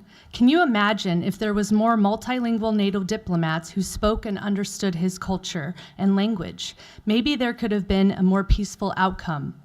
I ended up traveling to his land. I felt like an idiot because I only spoke one language amongst people who spoke many.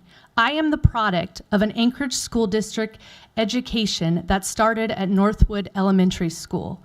When I went to school, immersion programs didn't exist. In high school, I wanted to study abroad, but my family couldn't afford it. Luckily, I did get to experience a cultural exchange because of the Rose Urban Rural Exchange School program. I turned 16 years old in the native village of Kotlik, Alaska. The program changed my life. It set a course I will forever be grateful of. Because of its influence, I fell in love with Alaska Native culture. I've had the privilege of traveling to Alaska Native villages for work, and most importantly, it has helped me be a better foster mother to the Alaska Native children we have fostered. Unfortunately, the Alaska Humanities Forum let the program die in 2020. I want more for my children than what I got from my ASD education. I want them to have what their father has. I signed them up for the immersion program to give them the gift of multilingualism and cultural understanding. I felt pride when talking to people about what our public school had, and that the immersion opportunity was open to anyone regardless of income. I found a community of parents who supported each other, and my kids found a second family. We supported each other in ways that a typical ASD education with students coming and going wouldn't have provided. We created a culture of many cultures. Currently, I'm working on an international adult life skills study that's taking place in 32 countries around the world, and will show us how we compare on a global scale. Some of the questions asked in the study Or who did you live with when you were 14 years old? And how many books did you have in your home when you were 14 years old? Why do you think they ask these questions? Because 14 is a pivotal point in a child's life. 14 is where the choices they make set the stage and affect lifelong outcomes. By cutting the immersion programs in middle and high school, you are cutting away a pivotal point in a child's life. You are taking away their choices and taking away the support of a peer group they've had since kindergarten. You are losing cross-cultural understanding, immersion education, community, career opportunities, diplomats, and peacemakers. The real reason I'm here is to advocate that they expand immersion programs. We should be supporting cross-cultural education in our communities. In my mind, we should be as competitive as our peers in the rest of the world. Immersion shouldn't be limited to a few who live Thank you around very much. Nicola Jasic? That was my husband. Can I finish for him? No, you may not. No, you may not. Thank you. George Martinez. We have 98 languages we should be supporting in this community and expanding it. George Martinez. Corinna Muller. Welcome. What about John Field? Audrey Alstrom. James Kirkland. Ellen Johnson Price. All right. Welcome. You have 3 minutes. Hello. Thank you. Good evening. Thank you for allowing me to speak tonight. My name is Dr. Corinna Muller. I'm a local physician, and I'm dual board certified in obstetrics and gynecology and maternal fetal medicine. I'm an owner of a private practice here in Anchorage. I'm also here in support of the Anchorage Community Band and showing our support to keep music in elementary schools. We feel that all children can benefit from being involved in the arts. So why am I, as a local physician, here to speak to you today? Music has taught me the principles of persistence, patience, and discipline from a young age. And it all started right here in Anchorage, in the Anchorage School District, when I was in the 4th grade. I was born down the street at Providence Hospital and grew up in the Anchorage School District in Eagle River. I went to Homestead, Fire Lake, Gruning, and Chigiak High School. I know that multiple research studies, as Chris Dirth just mentioned, have shown that students who engage in the study of arts perform better in math, reading, and writing. And students who study music have increased achievement and proficiency in math, reading, and cognitive development. They also have higher verbal SAT scores, and one study even confirmed that college music majors have the highest acceptance rate to medical school at 66%. That was me. The National Endowment for the Arts did a study showing that students with low socioeconomic status who are involved in the arts have better long-term academic, occupational, and social outcomes than their peers. That was me. I had a single-parent family when I started music in the 4th grade, and I feel that it helped me get into college. And those who had experience in the arts in lower socioeconomic aspects were 3 times as likely to earn a bachelor's degree than their peers. So in 4th grade, I started my musical endeavors in orchestra at Fire Lake. And Mr. Wilson and Mrs. Stiles, they were my music teachers. And I think Mr. Wilson was really happy when I decided to switch over from the violin to playing the flute. I started the flute in 6th grade, and I went on to UAF on a talent grant, and I was able to get a bachelor's degree in music and biology and go on to medical school. My son is a music student at Mears, and I really would love it if he could continue to play and that other people in the future could play well. Thank you, Dr. Muller. Please state your name, and you have 3 minutes. Hello, my name is Ellen Johnson-Price. I'm the parent of a French immersion student, but I've changed my testimony given the announcement today because I'm also the parent of an Ignite student. My son doesn't know what school is like without half his day being in French, and hopefully he won't need to find out. But he is relatively new to Ignite since he's only in 3rd grade. But it is by far his favorite part of the week. He looks forward to it all week long. If Ignite is cut, how will the needs of gifted students like him be met? And that is a genuine question. The explanation that I've read, I think it was in the recent newsletter or in one of the things from online, is beyond my understanding, even as someone who has studied 7 languages. Education jargon was not one of those languages, and I really don't understand what is going to happen.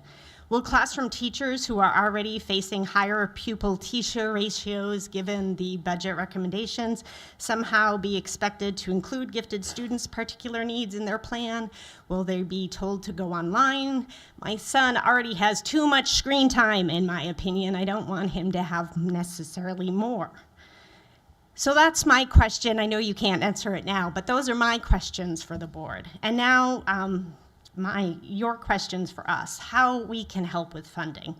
Well, as I think the community surveys have told you pretty clearly, not just by increasing the class size. I think the community has been pretty clear that that is not the way we want to cut all the budgets. The looming budget deficit stems from 2 main sources, one, of course, being the failure of state education funding to keep up with inflation. And I'm contacting the governor, and as soon as my state legislature is known, I will be contacting them as well. And I'm urging my parents who live in Fairbanks to contact the governor and their state legislature, because this problem is not just here in Anchorage. It is impacting school districts around the state. They care about their grandson's education here, but I urge everyone to contact not only your own legislation, but talk to everybody around the state. This is a statewide problem, and it needs a statewide solution. The second cause of decreased funding is declining enrollment in ASD, and this is where immersion can help. Immersion can and should be used as a way to attract people to Anchorage. Having 1 or 2 foreign language immersions programs in a school district is a good thing, but having 8, that's amazing. That's impressive. We should be shouting that from the rooftops. We should be sending information to HR departments at Providence, Alaska Regional, Hillcower, every other major employer in the city, using them as a selling point to help attract people who are considering moving here, tempting families who are contemplating benefits of homeschool to instead enroll their children at ASD. So thank you. And thank you very much. Let's go with Liv Yamplowski, Kirby Kaufman. Did I pronounce? Yes. Okay. Are you Liv? Oh, I'm Kirby. You Kirby. Okay. All right. So let's see if we can get you a partner up here, Kirby. All right. Justin Crawford. Yay. All right. Whenever you're ready. Kirby, you have 3 minutes. Thank you. I'm Kirby Kaufman. I teach band at West Anchorage High School, and I would like to have more students in my classroom. Those students are going to be coming up from the 6th grade band and orchestra, well, for me, band, programs existing in ASD. 6th grade band and orchestra provide an opportunity for all students to learn a musical instrument, and they're very important feeders to the middle school band and orchestra programs and then the high school band and orchestra programs. Nationwide, there are not school districts starting instrumental music later than 6th grade. Many districts start in 5th grade or even 4th grade, and so pushing it later would really cap the achievement that our students can reach in music. I'm hearing so much about graduation and attendance. ASD's own data on our own students indicates that music and fine arts participation in high school leads to better attendance and higher graduation rates. So I would strongly support that you keep 6th grade band and orchestra as an option for all students. At this time, we have 94% is our participation. And so it is something that is utilized, it is wanted, it is beneficial to our students. I myself am a product of public school education, a music major. I've worked in arts management for the Seattle Symphony, as well as professionally as an audio engineer and a professional musician. So I hope that music can be a part of all of our students' path in life who choose that, and that all of them would have the opportunity to choose it. Thank you so much for your time. And thank you very much. Yes, sir. Let's see, you're Justin? Yes. Okay, welcome, Justin. Good evening, board members. Thank you for your time. I have 2 children attending Sand Lake Elementary, one of whom is in the Japanese immersion program. We moved to Alaska in 2019 and chose to live close to the school system specifically because of the Japanese programs. Our long-term plans are to stay here until my child graduates from that program. If the program ends after middle school, we will find another high school in the lower 48 with a Japanese immersion program and move. I tell you this because you need to understand that we are not the only family drawn to Alaska by the language immersion programs. Many other families with children in the language programs have also stated that they would leave if the programs are cut. If you cut the language programs, you lose families, working age adults, their income, and their tax money, as well as future generation Alaskans. Cutting the language program at 8th grade will create a large 4-year gap of inconsistent learning and practice for children whose brains are still developing. With that 4-year lack of learning, it's nearly impossible for that child to retain enough of their second language to be proficient enough to move into a college-level environment. It's no secret that Anchorage has been losing working-age adults for years, and we struggle to keep industries up here. We cannot afford to lose any more incentives for people to come up here and stay. Additionally, Anchorage is one of the most important places in the U.S. We are less than 9.5 hours from 90% of the industrial world. Our immersion programs provide us the opportunity to capitalize on our strategic location to build an industry capable of targeting many foreign economies. Many immersion student graduates move on to work in various foreign language-based fields around Alaska. Investing in our language immersion programs is investing in the future of Anchorage. As the global economy transitions away from fossil fuels, we need to be positioned to capitalize on that transition as well, so our community doesn't crumble any further. The language programs are key to establishing international cargo and trade businesses here in Anchorage, as well as foreign tourist-based industries. A quick Google search of where Alaska stands in comparison to the rest of the country states that we are rated 49 out of 50 for education, and we are dead last for economy. Cutting immersion programs will only compound our issues by eliminating one of the few remaining incentives we have to bring new families up and to maintain current families in the area. Thank you for your time. And thank you very much, sir. Jordan Jeffries. Janelle LaPlante. Mary Cruzen. Christy Wood. Shar Walker. Valerie Troncalli. That is the end of our second session of public testimony. That brings us back to our agenda, item I. Superintendent update. Good evening, ASD board and community. I would imagine we're all still processing the robust community feedback that we received this week and tonight, so I'll try to be brief. But I did want to share that in the spirit of Thanksgiving that I am very thankful to be a member of this community. While the input we've received at town halls and tonight were difficult for many involved, there was one bright spot which is really clear to me, which is that our community loves our schools. We've heard hundreds of times, save my school, save my program, and I hope we continue to remain united as an entire community and start saying save our state. The research is clear. Young families want safe neighborhoods and they want great schools. Literally, the future of Alaska rests on our ability to provide an adequate education, and that will not happen until all of our schools are at capacity and if the state doesn't invest in our schools. I want to remind the board and the community that another flat year of BSA funding is another year of cuts to our schools, and that's why we can't promise any program, even if it survives going into next year, will will exist in perpetuity.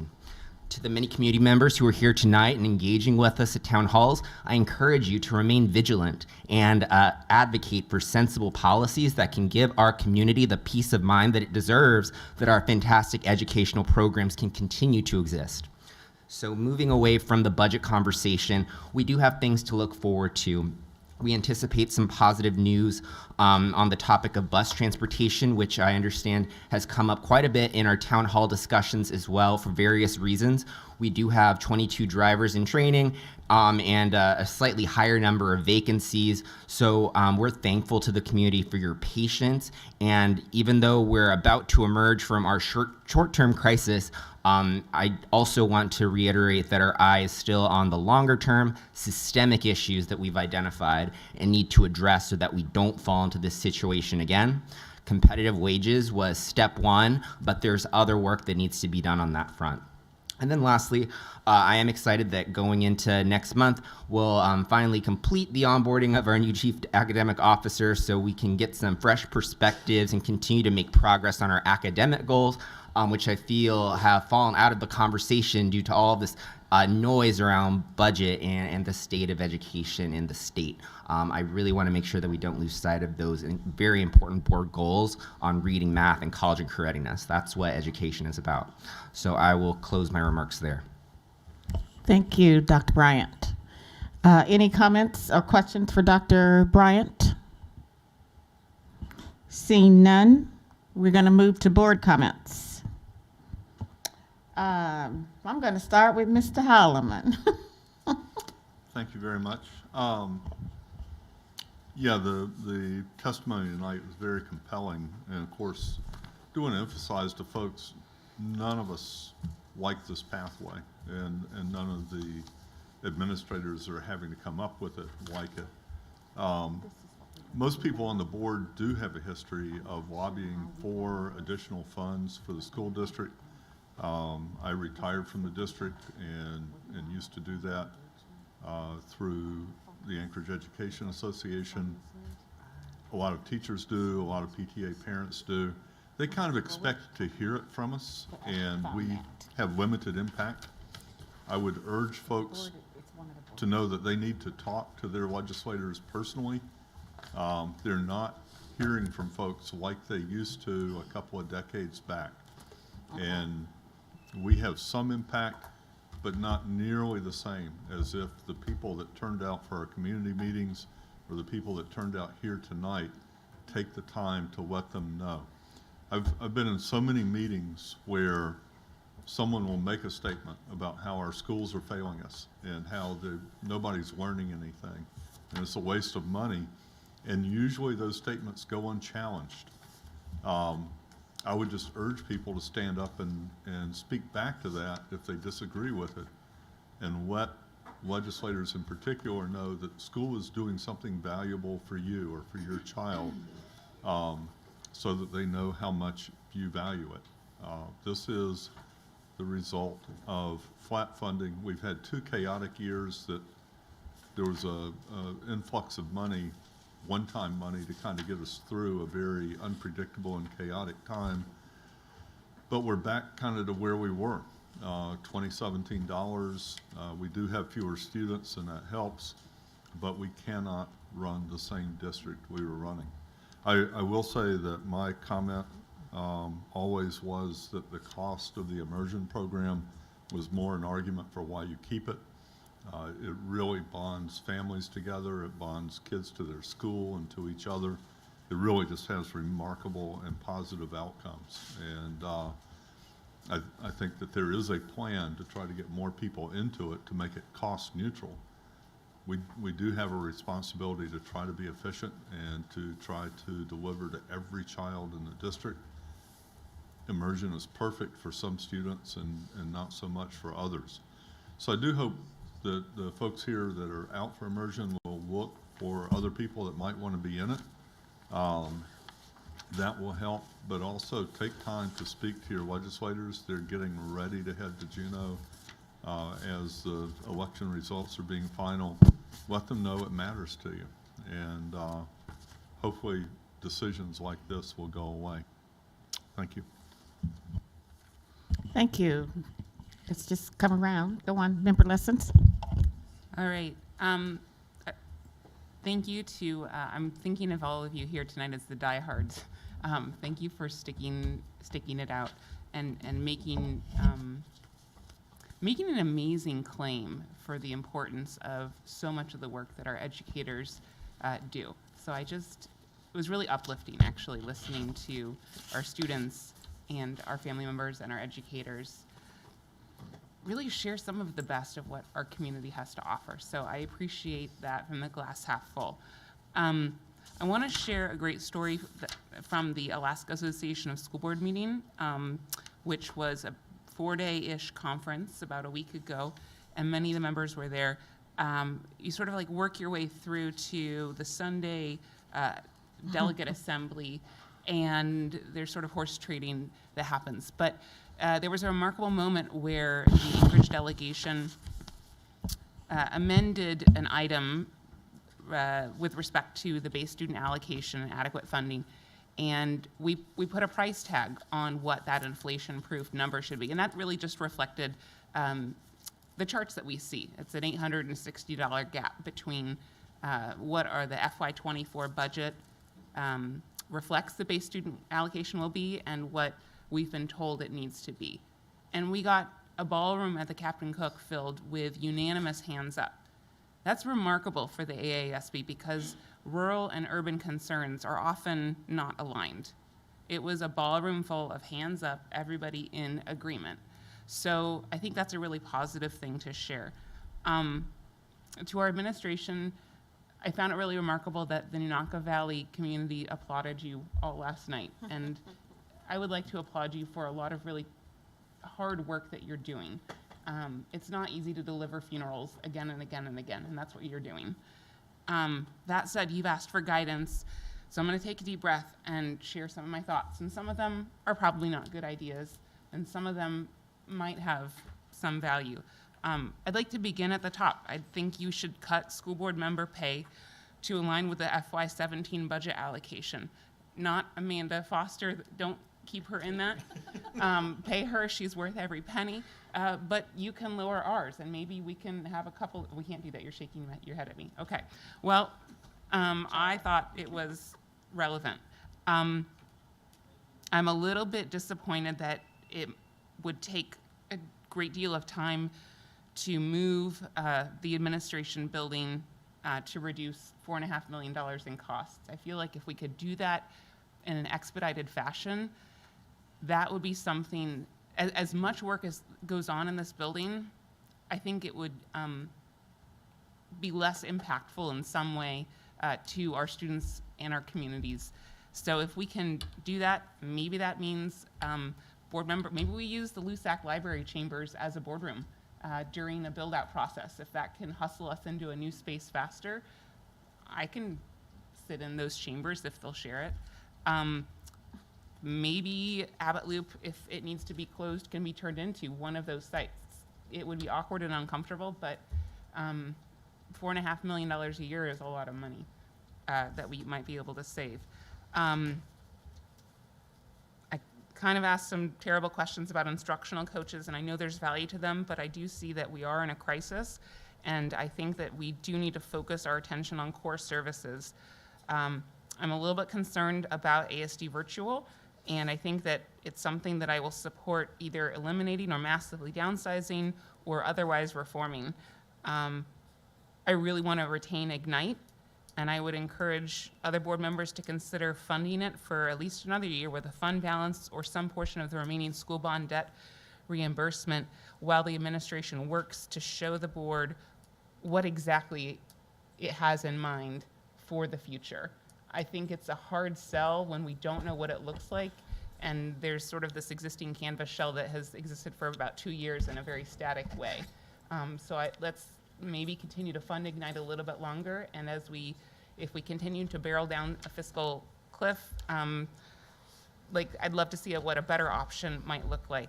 I'm really appreciative of the opportunity to retain our immersion programs, but I also understand, as people said today, well, the uncertainty hasn't exactly gone away. and I don't know whether this is a good idea at all or not, but perhaps we turn the language immersion programs into multi-site charters because there's a multiplier in the state formula. And you can give me a thumbs up or a thumbs down and my feelings won't be hurt, but I'm just looking for some outside of the box opportunities. I think when it comes to any other school closures, if costs, I mean, I understand a lot of the rhetoric and arguments for improved student services, but there is a cost savings argument which has been made, but I see that we might have greater savings if we pursue consolidation of schools that are already above, and I think there's a breaking point at the 425 student threshold in the formula. I'm a little concerned about putting the Alaska Native Cultural Charter School, which I know needs a new home, into Wonder Park. That's just my opinion, given, frankly, the building's bizarre open structure and its demonstrated facility needs. I wonder if there is a better long-term solution. So I've been doing a little bit of trying to dive into some literature on school closures, not really finding a whole lot of positive articles on improved student outcomes. I'm a little bit concerned about possible labor impacts of closures to teacher retention. And if we do end up closing schools, there was something that caught my eye that said, well, maybe we need to balance the adverse effects of school closures on our students by making additional investments in the receiving schools, right? Maybe we have additional teaching assistants or lower class sizes in those schools to balance.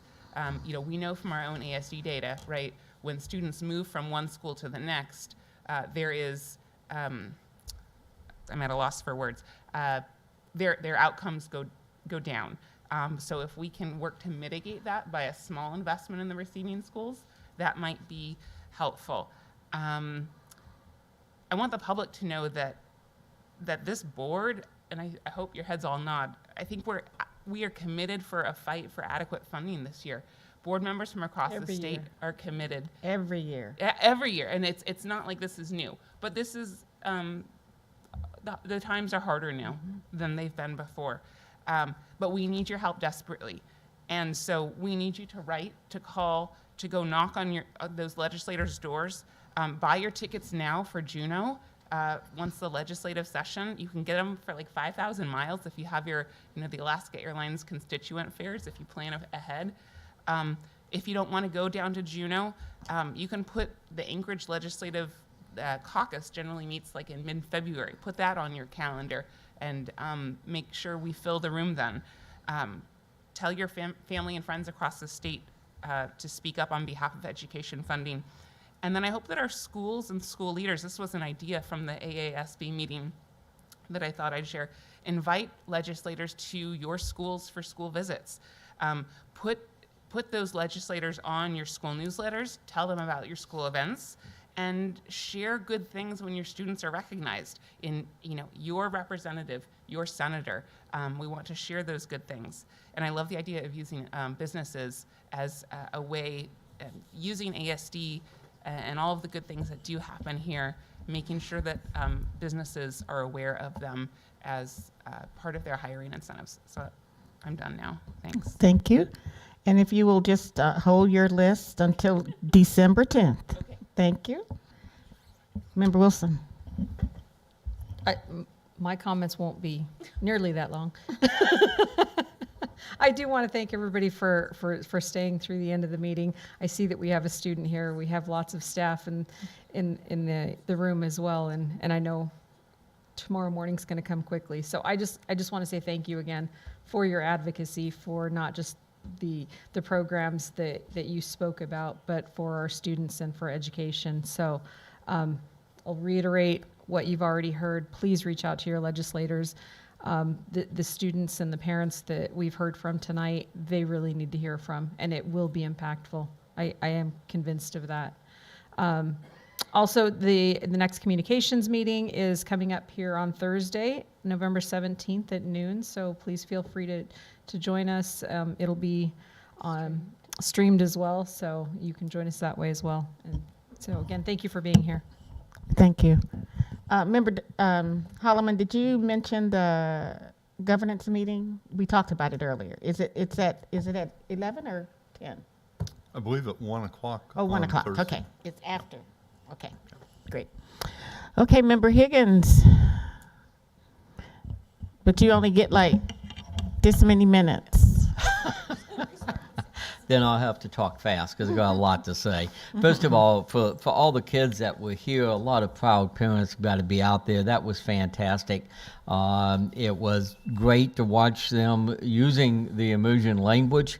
Kind of makes me want to put music on the chopping block, so we'll get violins in here and lots of other instruments because it was purely enjoyable. I will tell you that visiting a number of different IB schools like I did and going through the process of seeing what they do for my own interest, one of the things they look at is not perfect SAT scores.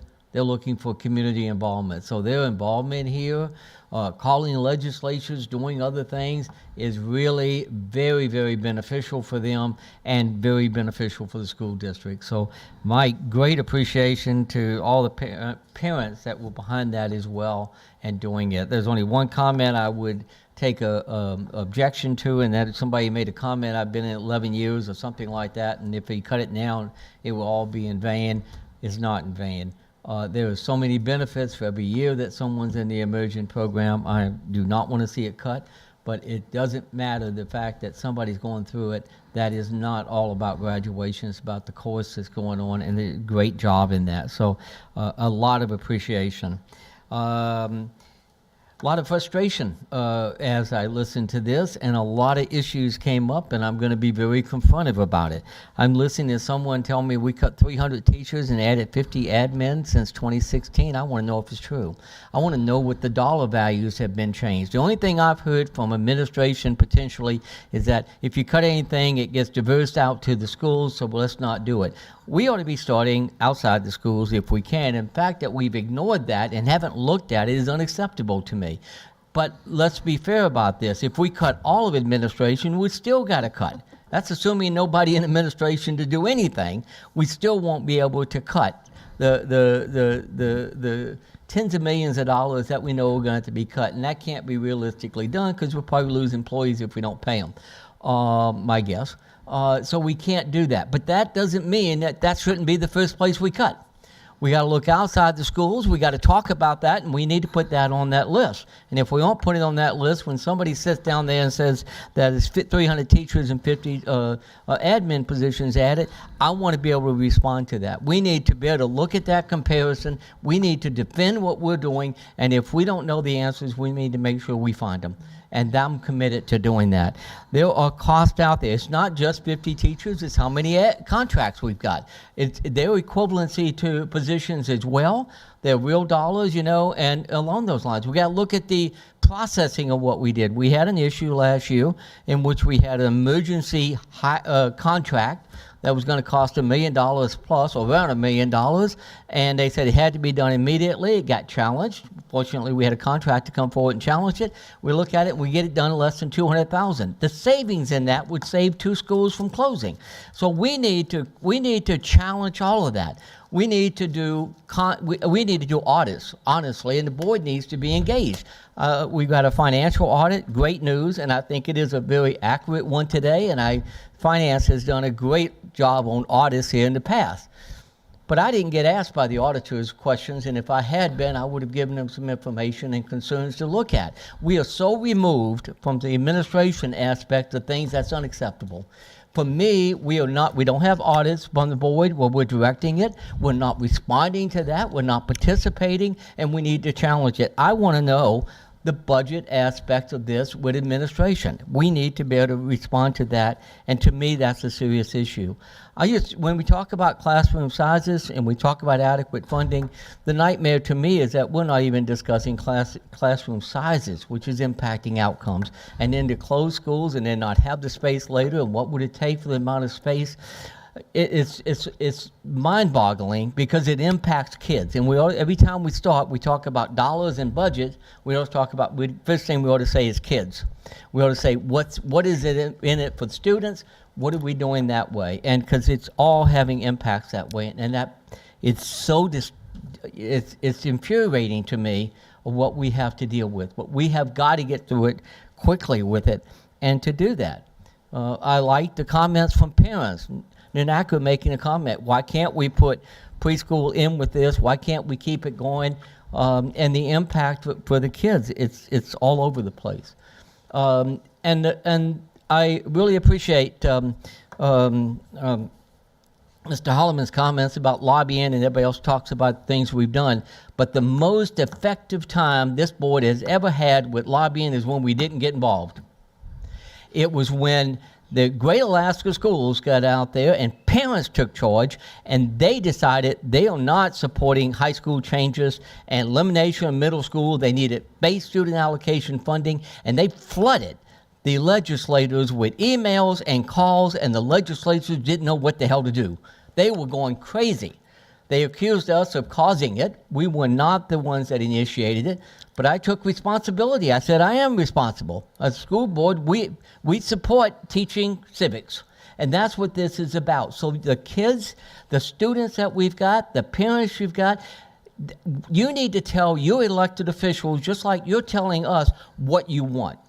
They work for you. They need to do what you're going to do, what you want, and you need to demand it, and you need to get everybody out there calling.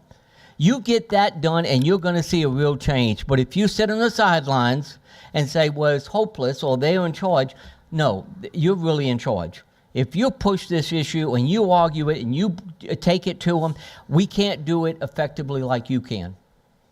It just doesn't work. Every year I'm going down there. I'm going to go multiple times this time.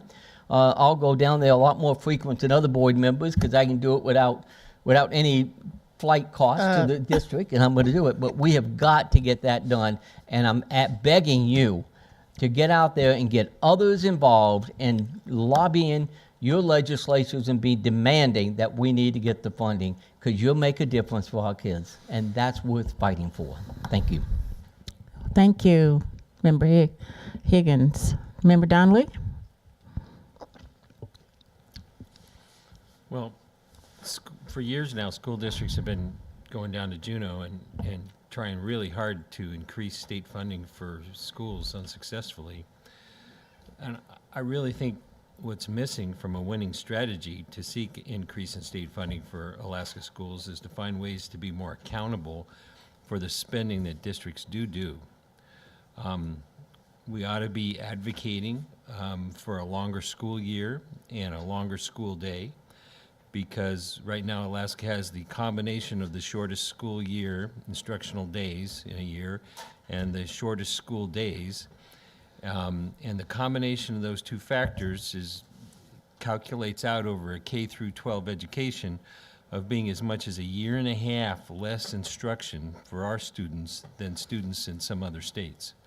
Now, that's not the only reason for our scores being challenging, but it certainly is a factor. And if districts said, okay, give us some additional funding, we're going to and expand the number of days that we're providing instruction to our students and the number of hours, that's something that could make a difference in our scores and our ability to deliver education to our students. I would also start with returning to proven traditionally successful curriculum, such as Spalding Reading and Saxon Math, that are proving superior, providing superior results in some of those schools here in this very district that are allowed to utilize those curriculum. Those are curriculums that made this district really successful 20 years ago, before the mandate of Common Core in this district and the math that has been failing us for the last 16 years. Saxon Math works. I see retired teachers all the time that says, whatever happened? Well, it was something that happened under my historical research. It happened under the superintendent that decided to take the decision about curriculum away from the public and away from teachers, and to a specially appointed committee by the superintendent. We used to vote in this community for what curriculum we thought were best in our schools. We don't get to do that anymore. Through a survey that the school district used to do, we used to have all the teachers surveyed for what curriculum they thought was best. And that produced really successful results. And that was all taken away from this community about 16 to 20 years ago. We ought to go back to that system rather than having a specially appointed committee that was stacked in this last process against the math that was successful. We had over 30 members on the math curriculum committee that are appointed by the superintendent, and not a single one of them was a Saxon math teacher, not one. And yet, in this district, the schools that we have teaching Saxon math are all excelling. They're at the very top of the ability of those students to do math. But it wasn't even allowed to have a single person, an advocate for Saxon. And then when it came to time to pick pilot programs, the curriculum to pilot for math, Saxon wasn't chosen. And the only excuse that was given by that committee at the time was Saxon wasn't Common Core enough. And yet it's succeeding. We know it was working, but we wouldn't even consider it at that time. So we ought to be looking at the curriculum that's not serving us well and going back to the curriculum we know worked for this district. And we ought to be working with parents for a meaningful non-advancement options for students who are not meeting or not at grade level for reading and math before they're advanced. This district for almost 20 years had an absolute policy of no retention. When I was first elected to this board, I asked how many students, in example, 3rd grade, were not advanced to 4th grade last year. And there was over 3,000 of those students, and only 4 were held back. Now, we know that there were a lot more than 4 kids that were not capable of doing math at that level or reading. And 3rd grade's really essential for kids to be able to read in going into the future. Well, luckily this board chose to do away with that policy because the district had a strict non-retention policy. Well, what happens after 20 years of non-retaining? You're going to have students that are advanced every year that aren't ready to advance yet, that can't read to grade yet. Every year a cascading effect until they graduate, and they're not ready. They're not ready to graduate. The combination of automatic grade progression, not giving any consideration to what's really best for that child, but doing it as it's an automatic policy, and having the shortest school year and the shortest school day, it was just catastrophic effect over the last 20 years, in my opinion. So we need to really invoke the existing policy, which we changed a few years ago, from automatic grade promotion to what's in the best interest of that student. Clearly, there are going to be some students that aren't at grade level that it would be too harmful for them from a social economic point of view to retain them. But others, it's going to be the absolute thing that they need. And we know that. It's been proven in other states out there. This isn't a mystery. There's a lot of states around the United States right now that have non-retention of students from 3rd grade if they can't read at 3rd grade level. And it holds districts accountable. And what happens is districts start to adjust the way they're delivering education to those kids to get those kids up to speed, to be able to read and get them moving up from 3rd grade. It's working all over America right now. It's working in Florida. It's working in Tennessee. And it's very significant progress in those. Now, you have to get some more resources, but that's the kind of thing that you could say to lawmakers and policymakers on the state level. We're willing to do that if you give us the funds to make that work. That's accountability. And then we ought to be using our existing measures of academic progress, which this district uses to measure the successfulness and identify classroom by classroom what's happening as far as academic progress, to really identify where we have unsuccessful classrooms. And then addressing those, the diagnosed causes, figuring out what's going on in those classrooms and get those students the services they need to be successful. That's accountability. We need to get that accountability if we're going to be successful in asking more funds from the state. Thank you. So I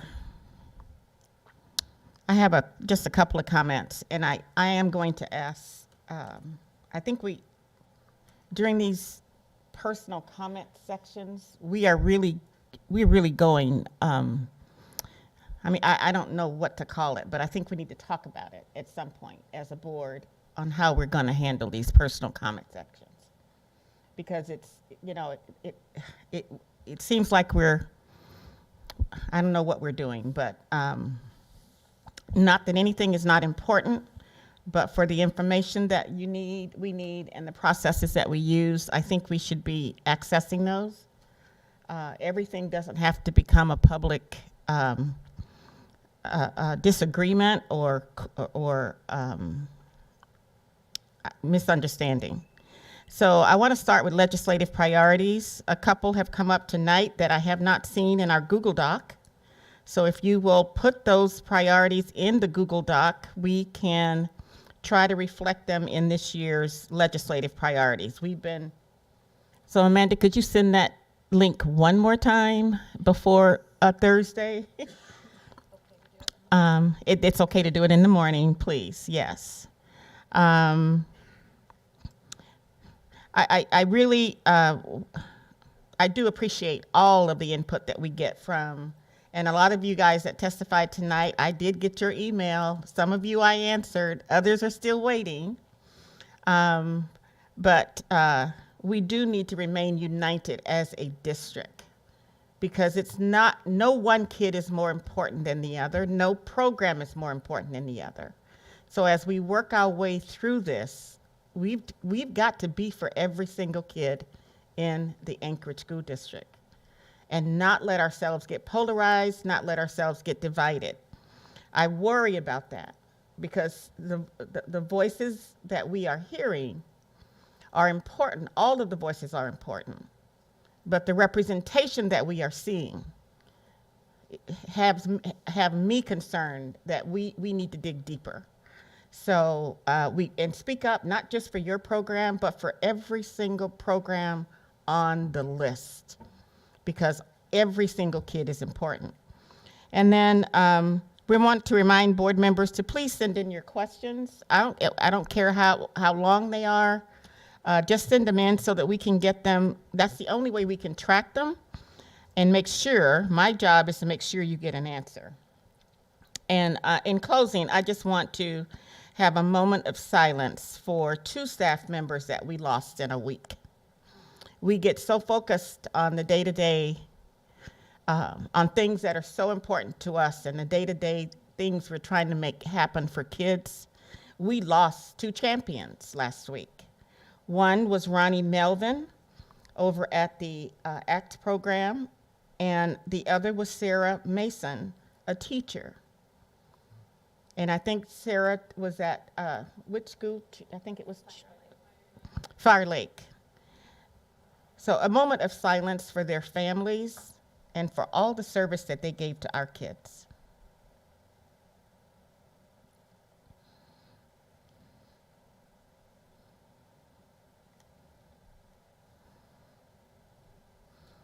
And I thank you. Dr. Bryant, do you have anything else? No additional comments. Thank you, Madam President. Thank you. Move to adjourn? Move to adjourn. Moved and second to adjourn. Any